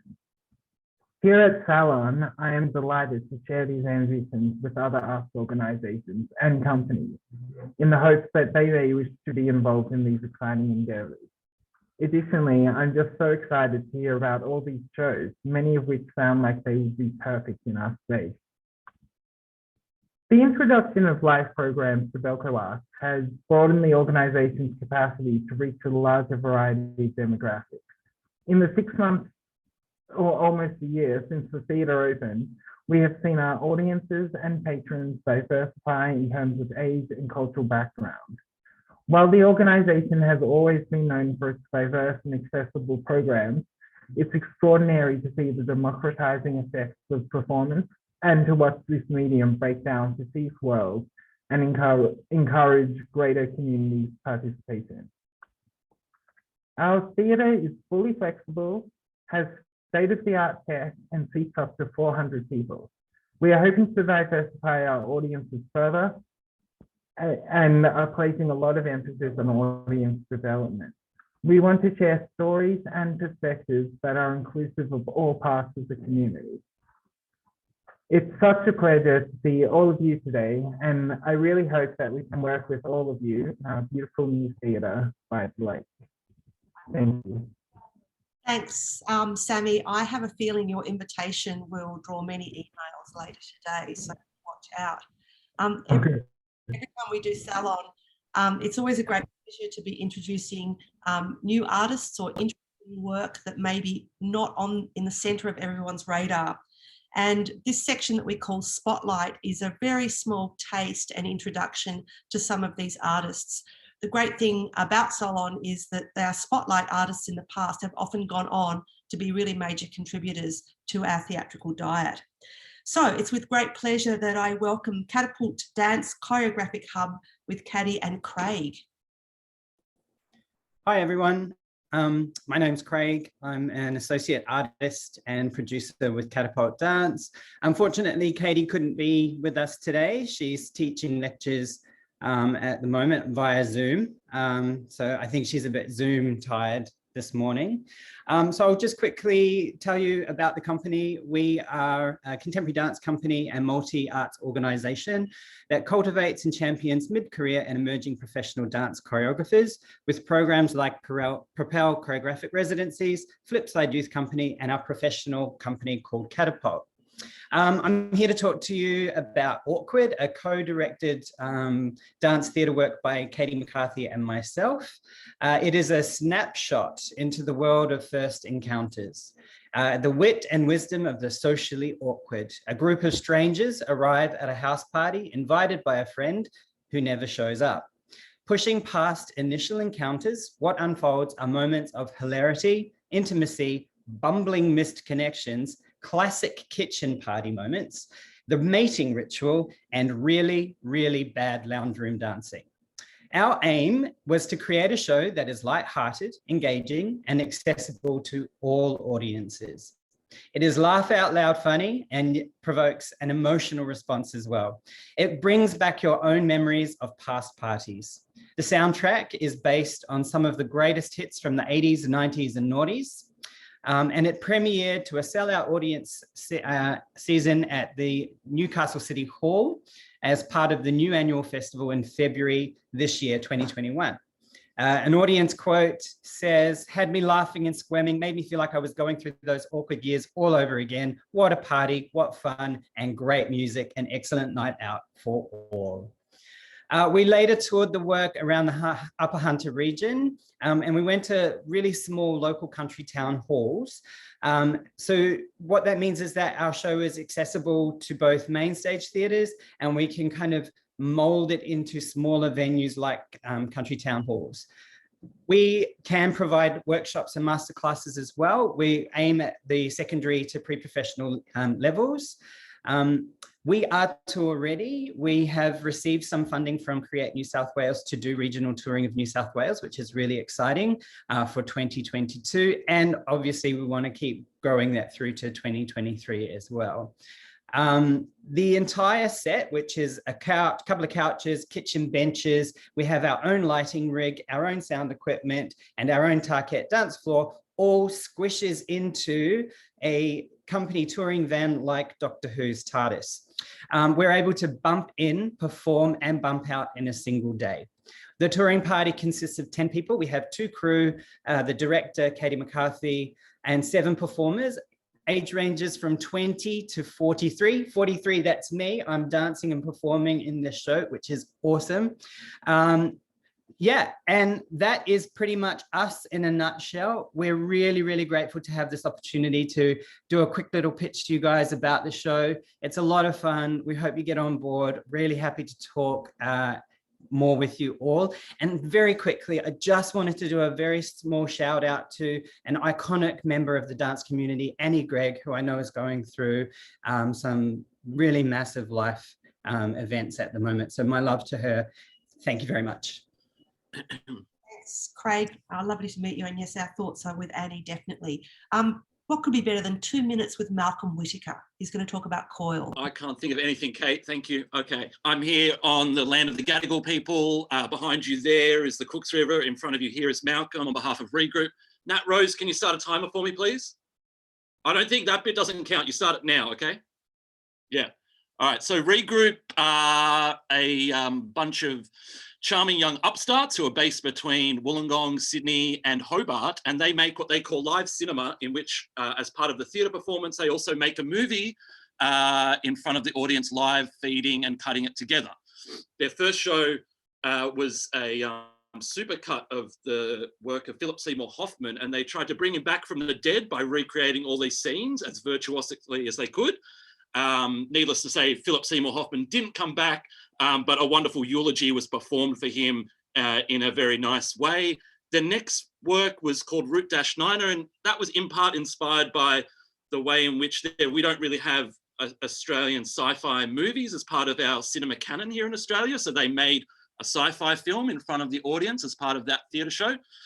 They pitched, they talked about Route-Niner as part of the last art salon, and that inspired the work that I'm really here to talk about, Coil, because as a bunch of really keen kids, they were at the last salon with Route-Niner, and all the presenters said, I love it, it's just not viable to tour. Theatre ensembles, we just can't manage it, it's too precarious. So what do? They try to maintain the ensemble, maintain the live cinema work, and their in-house tech wizard, Solomon Thomas, actually invented a piece of technology, a bit like a guitar looping pedal, but for video work, right? So one performer can actually conjure up an ensemble on stage by being filmed by Solomon and live looping videos of himself so that he can play opposite himself as part of this show Coil, right? So beyond the tech wizardry of the show, they then were looking at the heart of what it's about, which is about this sort of precarity of theatre practice. You know, in the salon today, we've had one theatre ensemble, Ninefold. I believe Regroup are the only other ensemble. This is precarious business that they're involved with, made more precarious by, say, the rise of Netflix. And with the rise of Netflix, we have the downfall of the video store. So the show Coil is located within a video store in which we see them make a film within the show with a screenplay by playwright Mark Rogers. And it tells the story of the demise of this video store, which Regroup map on to the struggles that they face as a theatre ensemble to maintain friendships, to keep wheeling and dealing and doing this theatre lark that they love so much, and yet, you know, you'd advise against it if you were sort of what do they call the work when you're in high school and you go and see the counsellor? You know, it's not viable practice, but we love it. We're all here doing it. And Regroup have a show. How am I going for time, Nat? Oh shit, sorry. Oh, you should have cut me off. I wanted you to cut me off. All right, sorry everyone. I'll leave it there. I'll throw up I'll upload a little kit which is more eloquently put, and you know, see you all around. Thank you very much for your time. Thanks, Malcolm. Yeah, definitely a group to check out. Kylie, I might steal your thunder with this next line, but it's time to talk dirty. Kylie Harris. You took my closing line. Hello, I'm Kylie, and I'm joining you today from the traditional lands of the Awabakal people. I'm the founder and artistic director of Midnight Feast Theatre That Unites, a theatre company that provides professional training and professional performance opportunities for artists living with significant physical and or intellectual disabilities, enabling them to participate in the performing arts across all stages of creative development and aspects of production. We create new, original stories that showcase the lived experience of voices that often go unheard. We have a residency at NIDA. Adults with severe and multiple disabilities are often grossly underestimated, and some experience social isolation, and opportunities to participate in community life can be limited. They need meaningful activities that connect them to community, provide them with stimulation, quality of life, and a chance to express themselves. And it is in this spirit that the story of Dunny Tunes, the musical extravaganza, was written. A story about a really funny variety show that talks about really gross things. It is scheduled to premiere in the Studio Theatre at the Sydney Opera House in 2022.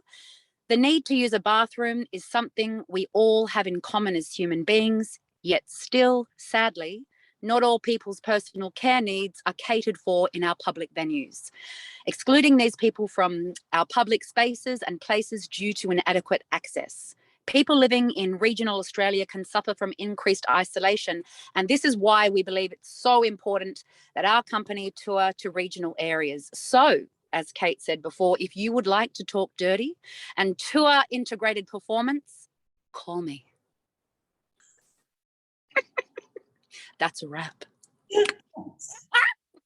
Thanks, Kylie. That's really great. And I know that part of Midnight Feast's mission is to tour work broadly, not just within Australia. And I'm really proud that they're here today. Mea Culpa is a dance work, and it's with great pleasure I introduce Chloe Fournier.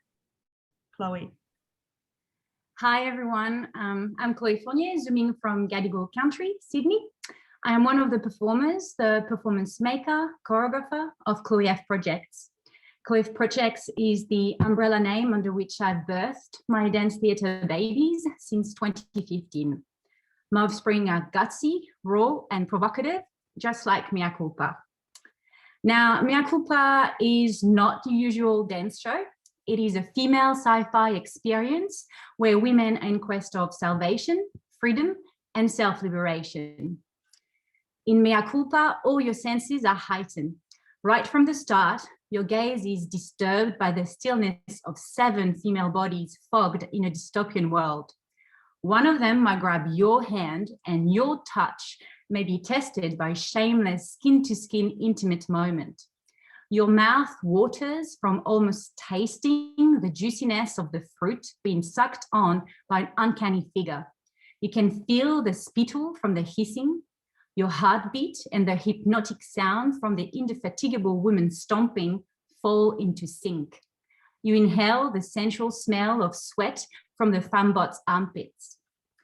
Mea Culpa is representative of the urgency surrounding political and social issues concerning female identity.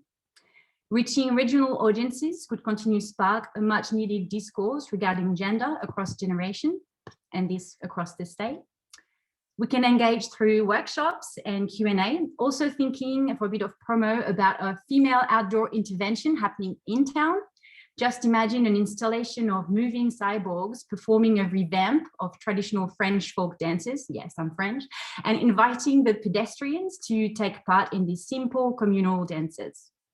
Hot fact, there is nudity in the show.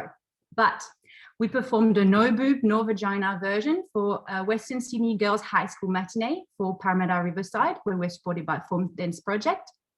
And we agreed that they would attend a workshop and a Q&A so we can discuss why nudity was important at the show, but why also there is a taboo surrounding nudity. The show really exists for these conversations.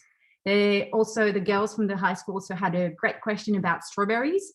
And if you want to know why, well, just come and see the show and you can contact me, shoot me an email. Thank you. Thanks, Chloe. Earlier this year, Arts on Tour actually launched an artist residency project. And as part of that, we encountered a company called Curious Legends from Newcastle. They have a show called Curb, and it's just a 2-minute grab now to hear about that from Mitchell Reese. G'day, I'm Mitchell, the Artistic Director of Curious Legends, coming to you from Warramai and Awabakal lands in Newcastle. We've got a creative development at the moment called Curb, but first, a word from our sponsors.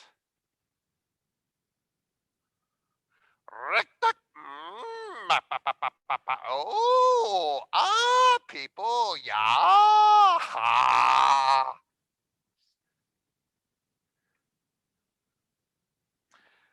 That was one of our giant banana puppets that will feature as part of this performance. So Curb comes from a creative development that with a show that was launched earlier this year called Taylor's Run as part of the Newcastle New Annual Festival. So Curb, it's a show of absolutely massive proportions. Our plan is to create 4 giant puppets similar to the banana. We have a massive 3-meter in diameter projection screen, and the idea is that the audience is encompassed by the performance. So the show starts by the crowd watching the projection screen with the animations and shadow puppets of the performance. The storyline follows a lonely banana. The banana is eaten, stepped on, sat on, and finally thrown out. We watch its journey through shadow projections, so shadow puppets and projections to the local tip, and then the projection screen transforms into the background of the tip, and around the audience from under mounds of garbage, 4 giant puppets, illuminated because it's a nighttime show, pop out. They surround the audience and they interact with them. So the plan is to create a 20-minute engagement, which will be a touring production from February of 2022. We're launching it later this year with support from Newcastle City Council and the Rise Fund from the Australian Government here in Newcastle. We'd welcome anyone to come and be a part of what we're going to do. A lot of our work specialises in very large-scale outdoor theatre performances that encompass the audience and the audience is a part of, so it's very experiential. Family audiences, a unique soundscape, it's going to be absolutely fantastic. And as part of this, we'll be creating a Trash Creatures workshop where we get audience participants before the show to create small trash creatures that they can take home. So the whole point and the driving force behind us for this, apart from creating really engaging, fun family entertainment, is to get people thinking about trash and waste and garbage and what really happens to this when it gets thrown out. So if you're interested in what we do, please look us up, curiouslegends.com.au. Catch you around. Thanks, Mitchell. And of course, you can find those details in the brochure as well as in the chat. We are running 10 minutes behind schedule, but we certainly won't be running any later than that. Don't get yourself in a hot mess, because here's the general public to tell you. Hello, we are on unceded Gadigal land here in the Eora Nation. My name's Courtney. And I'm Tash, and our show Hot Mess is set in a bathroom at a club. Just like this one. It's smelly, it's sticky. Someone lent me a tampon and threw up on my shoes in the same breath. Yeah, hands up if you've got a few friends on Facebook or Instagram that you met in a club bathroom. Now be honest, because I have them too, and that's because it's a sacred space. We feel safe there, it's where friendships are formed, and sometimes where you overhear something that maybe you didn't want to know. So that's our show. One night, 6 people, women and non-binary, comedy, drama, and maybe a musical parody number. I hope you like Cats. No, it's Chicago. Hot Mess will kill in regional towns. I mean, half of our team grew up in regional areas and know firsthand just how keen those audiences are, not just for content, but for funny, joyful content that they can actually relate to. I mean, it's strange to me that as a teen growing up in Bingle Bay, sorry, where? Bingle Bay, far north Queensland.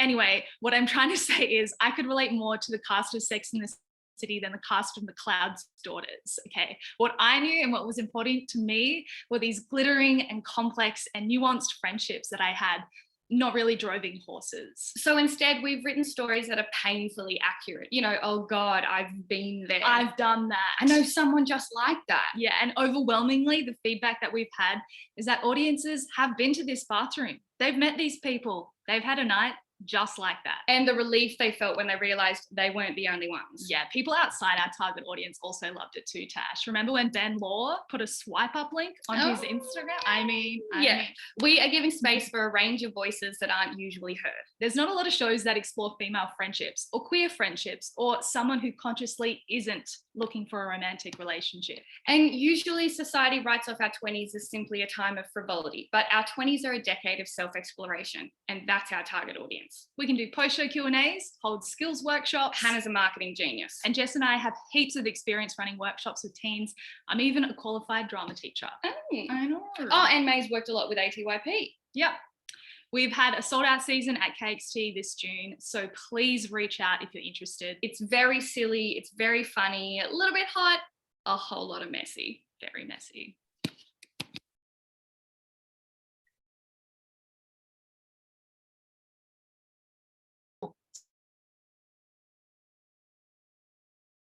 Me. Okay, thank you, general public. Jordan Best from Queanbeyan has a fantastic initiative that she'd like to tell us about. Jordan. Hi. So I'm new to this job. This theatre's been here for about 12 years, and I suppose entering into our teenage years, what do you do when you're a teenager except experiment and try and figure out who you are? So we are coming into our 2022 season. I'm very much, have always been passionate about regional, passionate about local. So I'm very much heading into programming a lot of regional work and a lot of local work because I think that's who we are.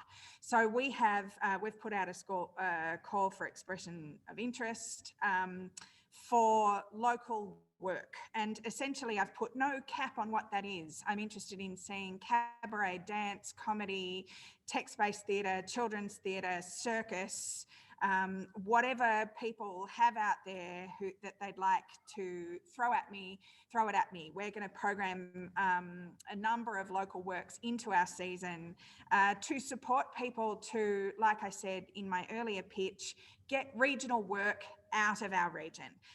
So we will support them completely with the theatre to make sure they have everything that they need to then take it other places. I would love to talk to other regional New South Wales venues because I'd like to get a touring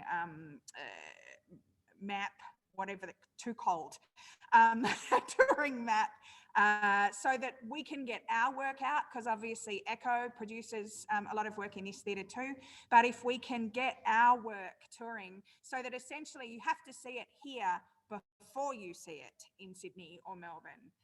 We're not just seeing Sydney and Melbourne work in regional centres. Let's get our regional work travelling around and then sending it to Sydney and Melbourne. So we have 3 venues here, just really quickly. We have the Q, which I'm freezing to death in right now because the heating's not on, 346 seat theatre. We have the refurbished Bicentennial Hall, which is a 576 theatre, mostly music. And then we have a little 85 seat cabaret style bar venue. So please come at me with your suggestions because this is an exciting time in this theatre's life. Thank you. Yeah, it is. And Queanbeyan is a great little neck of the woods. I was down there last year. I promised some shout outs and here they are. Dictionary of a Bitch, the journals of B. Miles, the indefatigable, can't even say that word now, Vashti Hughes performs that.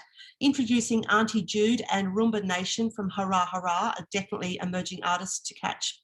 Party Girl, Slow Burn, the Q Theatres work with Deborah Pollard, highly recommend. Please take a look at that. Unbecoming, The Voices of Joan, Jamie Gibson, also from Newcastle. You're Not Special, that's Rogue Projects from Sydney. And for the kids and families, we have Spike by Little Wing Puppets, and of course the Beanies, Extraordinary Day from the Beanies. Back to adult theatre. Jeremy Waters, Ulster American, take it away. Hi, from Gadigal country in the Eora Nation. I'm Craig Baldwin from Outhouse Theatre Company. We produce daring new work from international playwrights for Australian audiences, bold stories from other cultures that enrich our own culture. And international and bold certainly describes this comedy Ulster American by David Ireland, directed by Shane Anthony. And with me, I have cast members Jeremy Waters, who is also artistic director of Outhouse, and Harriet Gordon-Anderson, who's actually just stepped away from rehearsals at Bell Shakespeare for a moment, where she's playing a little minor role called Hamlet. Thanks, Craig. Hi, everyone. Hello. Are you Hi, there, Harry? sorry. Hello. On cue. Well, look, so Ulster American really immediately knocked my socks off. I've never read a play before that had me laughing out loud and gasping with shock all at the same time. It's a dark comedy set against the backdrop of post-Me Too show business. It's a three-hander, which is always nice. A film star, a theatre director, and an emerging playwright meet to discuss a play they all think is going to cover them with glory, but lines get crossed and the meeting descends into ferocious and very, very funny chaos. I play Jay Conway, the obnoxious, loud, Oscar-winning American actor who thinks he knows it all, so very familiar territory for me. Yeah, and I play Ruth, the Northern Irish playwright, who Jay promises to introduce to Quentin Tarantino. Yes, he's very friendly. Yeah. With our Jay. So this play really skewers men like Jay in the entertainment industry who promote themselves as woke feminists, but are in fact desperate to cling to their power. Yes, it confronts sexism, cancel culture, identity politics, the power of Hollywood, and more. So it packs a hell of a lot into 75 minutes. Yeah, but it doesn't preach, which I think is the genius of it. It really captures in a way that no other play has for me, the navigation of gender politics and women's experiences in the workplace. So it brings to mind, of course, the Me Too movement, but also the Brittany Higgins incident. It really sort of, we found, tapped into the zeitgeist, and it was the biggest selling show we've ever produced in 15 years of Outhouse Theatre's existence. And we sold out our extended run at the Seymour Centre, which was wonderful. And it also had the broadest audience we've ever reached across all spectrums. They relished being taken out of their comfort zones. Yeah, they would laugh a lot. And then they would gasp audibly. And then they'd sort of catch themselves wondering, should I be laughing at this? Yeah, it made this lovely little sort of crackle to the whole experience. I got lots of emails from audience members, including this lovely one. Quote, I'm an actor just starting my final year at Actors Centre Australia, and I feel compelled to write to you about seeing the show last night. I've never felt so viscerally involved and like I was going to yell during a performance, and I couldn't have loved it more. Yeah, some nights they did yell. Yes. Mostly at me, actually, which was fine. I deserved it. So look, it's a hugely accessible show, and it's only 75 minutes, no interval, which we're finding the audience love these days. Yeah, actors love that too, to be honest. Yes, Harry, we do. An early night at the office, not a bad thing. The third member of our cast is the wonderful Brian Megan. He plays the pretentious British theatre director. So again, not much of a stretch for Brian. He can't be here today, but Brian being Brian, he still wanted to get a word in. There he is. Hello, Brian. Oh, I disappeared. Amazing. So he'd like to say, hi, everyone. I was lucky enough to tour on 2 occasions, most recently in 2018 with my wife, Kate Raisin, in Jim Cartwright's 2 for the Ensemble Theatre. I can honestly say that taking theatre to our regional centres has been one of the most thrilling and rewarding experiences of my career. And personally, I want to experience every town, meet the locals at the Q&As, and have a counter meal at the local pub. Thank you, Brian. Yes. Thanks. Yes to all of that. Love that, Brian. Yes, we completely agree with Mr. Megan. We would love to share the raucous live energy of Ulster American with the whole country. It's the kind of great international playwriting that we firmly believe should be accessible to all audiences, not just in the major cities. And that's all from us. Thank you very much. Thank you so much. Really lovely to see you all. Thanks, Jeremy and Harriet. We have some prospects lining up in 2022, so we're very open to any slots available next year. And of course, we're more than happy to consider 2023 engagements. It's a real joy to start building relationships with you all, so thanks for having us. Thank you. Thanks, Outhouse. Yeah, please try and get that tour up. I think audiences are going to love it. Finally, from Norpa, all the way from Norpa, we have Jenny Matthey. She has 3 beautiful shows to talk about to conclude Salon this year. Jenny. Hi everyone, yes, I'm Jenna. I have the privilege to be the executive producer at Norpa, based on incredible Bundjalung country in the Northern Rivers. I'd like to acknowledge the Widjabul Waiable people of the Bundjalung Nation, who are the original storytellers of this place. So yes, 4 minutes, 3 shows, but they're very diverse shows and we're really excited to share them with you. So the first work is Flow, which is a multidisciplinary piece from Gaul Bundjalung artists Mitch King and Blake Rhodes, which was actually pitched as a work in development last year at the Wagga Wagga Salon. So we premiered this work at the start of July to an audience that was full of elders, community members, artists and friends. It was such a great night. The buzz and the pride from the elders and emerging leaders who were involved deeply in the creation of the work over the past 2 years was incredibly moving. Flow celebrates the story of the native title claim on a body of water in Yamba, which is just about an hour away from where we are in Lismore. It's hip hop, dance, storytelling and visual imagery, all in a sweet 50 minutes. It's a joyous and heartbreaking story of country and the importance of our waterways and their health. Auntie Lenore, who's one of the elders that was involved, said that growing up, she was never given the opportunity to share culture and stories. She said that she was so full of joy and pride to see young people celebrating and sharing Gaul stories and knowledge in this way. It was really moving to receive feedback like this from so many who attended. I also have to mention that Mitch and Blake, the 2 lead artists, are both also youth workers and experienced workshop leaders. So there's a whole lot of community engagement activities that we can offer around this work. But moving on. Earlier this year, we also premiered 2 works developed in partnership with the Catholic Schools Office Lismore Diocese. In the past few weeks, we've confirmed late 2021 and 2022 tours for both works, which is so exciting. So first up, we have the Under Library of Unofficial Histories, which is part immersive theatre, part game, part interactive research project. It provides a theatrical lens and world through which teachers and students engage in the Stage 2 history syllabus. So 2 weeks prior to the performance, mysterious artefacts and clues begin showing up at the school, a trail of breadcrumbs for teachers and students to follow. On show day, Zelda shows up in the school, telling the story of the Under Library of Unofficial Histories, seeking the students' help to solve riddles that have been left for her by her brother, who I need to mention isn't there because he has disappeared through time. So this work is completely joyous, and watching the response from kids and teachers alike will make your hearts burst. The investment that young people have in the story and characters due to the pre-show engagement has such an impact. It's quite remarkable. I'd really recommend that you take 8 minutes out of your day to watch our mini documentary on the work, which in my opinion has done an excellent job of capturing the joy and success of this project. There should be a link in the program. And the final work that I will share with you is our second collaboration with the Catholic Schools Office, which is Into the Forest. In this work, we are transported to another world, examining fairy tales, mythologies, and the role that the Australian bush and European forest play in these stories. Yes, it has been developed with curriculum links to stage 5 and 6 English and drama syllabus in mind, but it had an incredible general public season here at Norpa, so its reach is actually really broad, and we're looking to do more general public touring later in the year.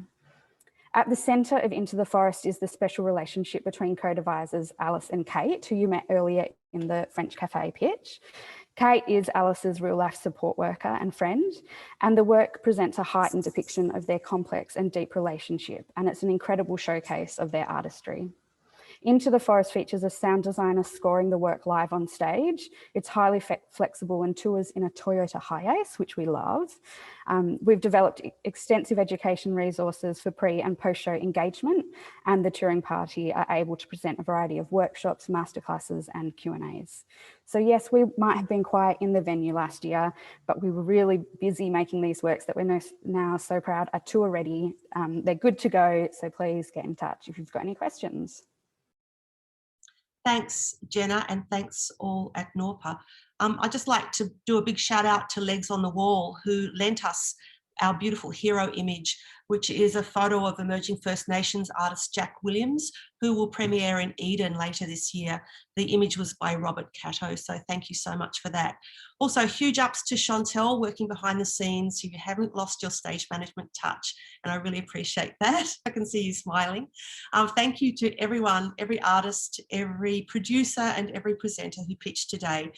This is what Salon is all about. Thank you also to Arts on Tour, Antonia, Kath, Sarah and Patrick also, as well as myself and Chantel, of course. We'll keep the chat open a little bit longer, so please keep adding your messages to each other, because as we say, every tour starts with a great conversation. See if we can't start it today on Zoom. Okay, it's been lovely having you here this morning. Thank you.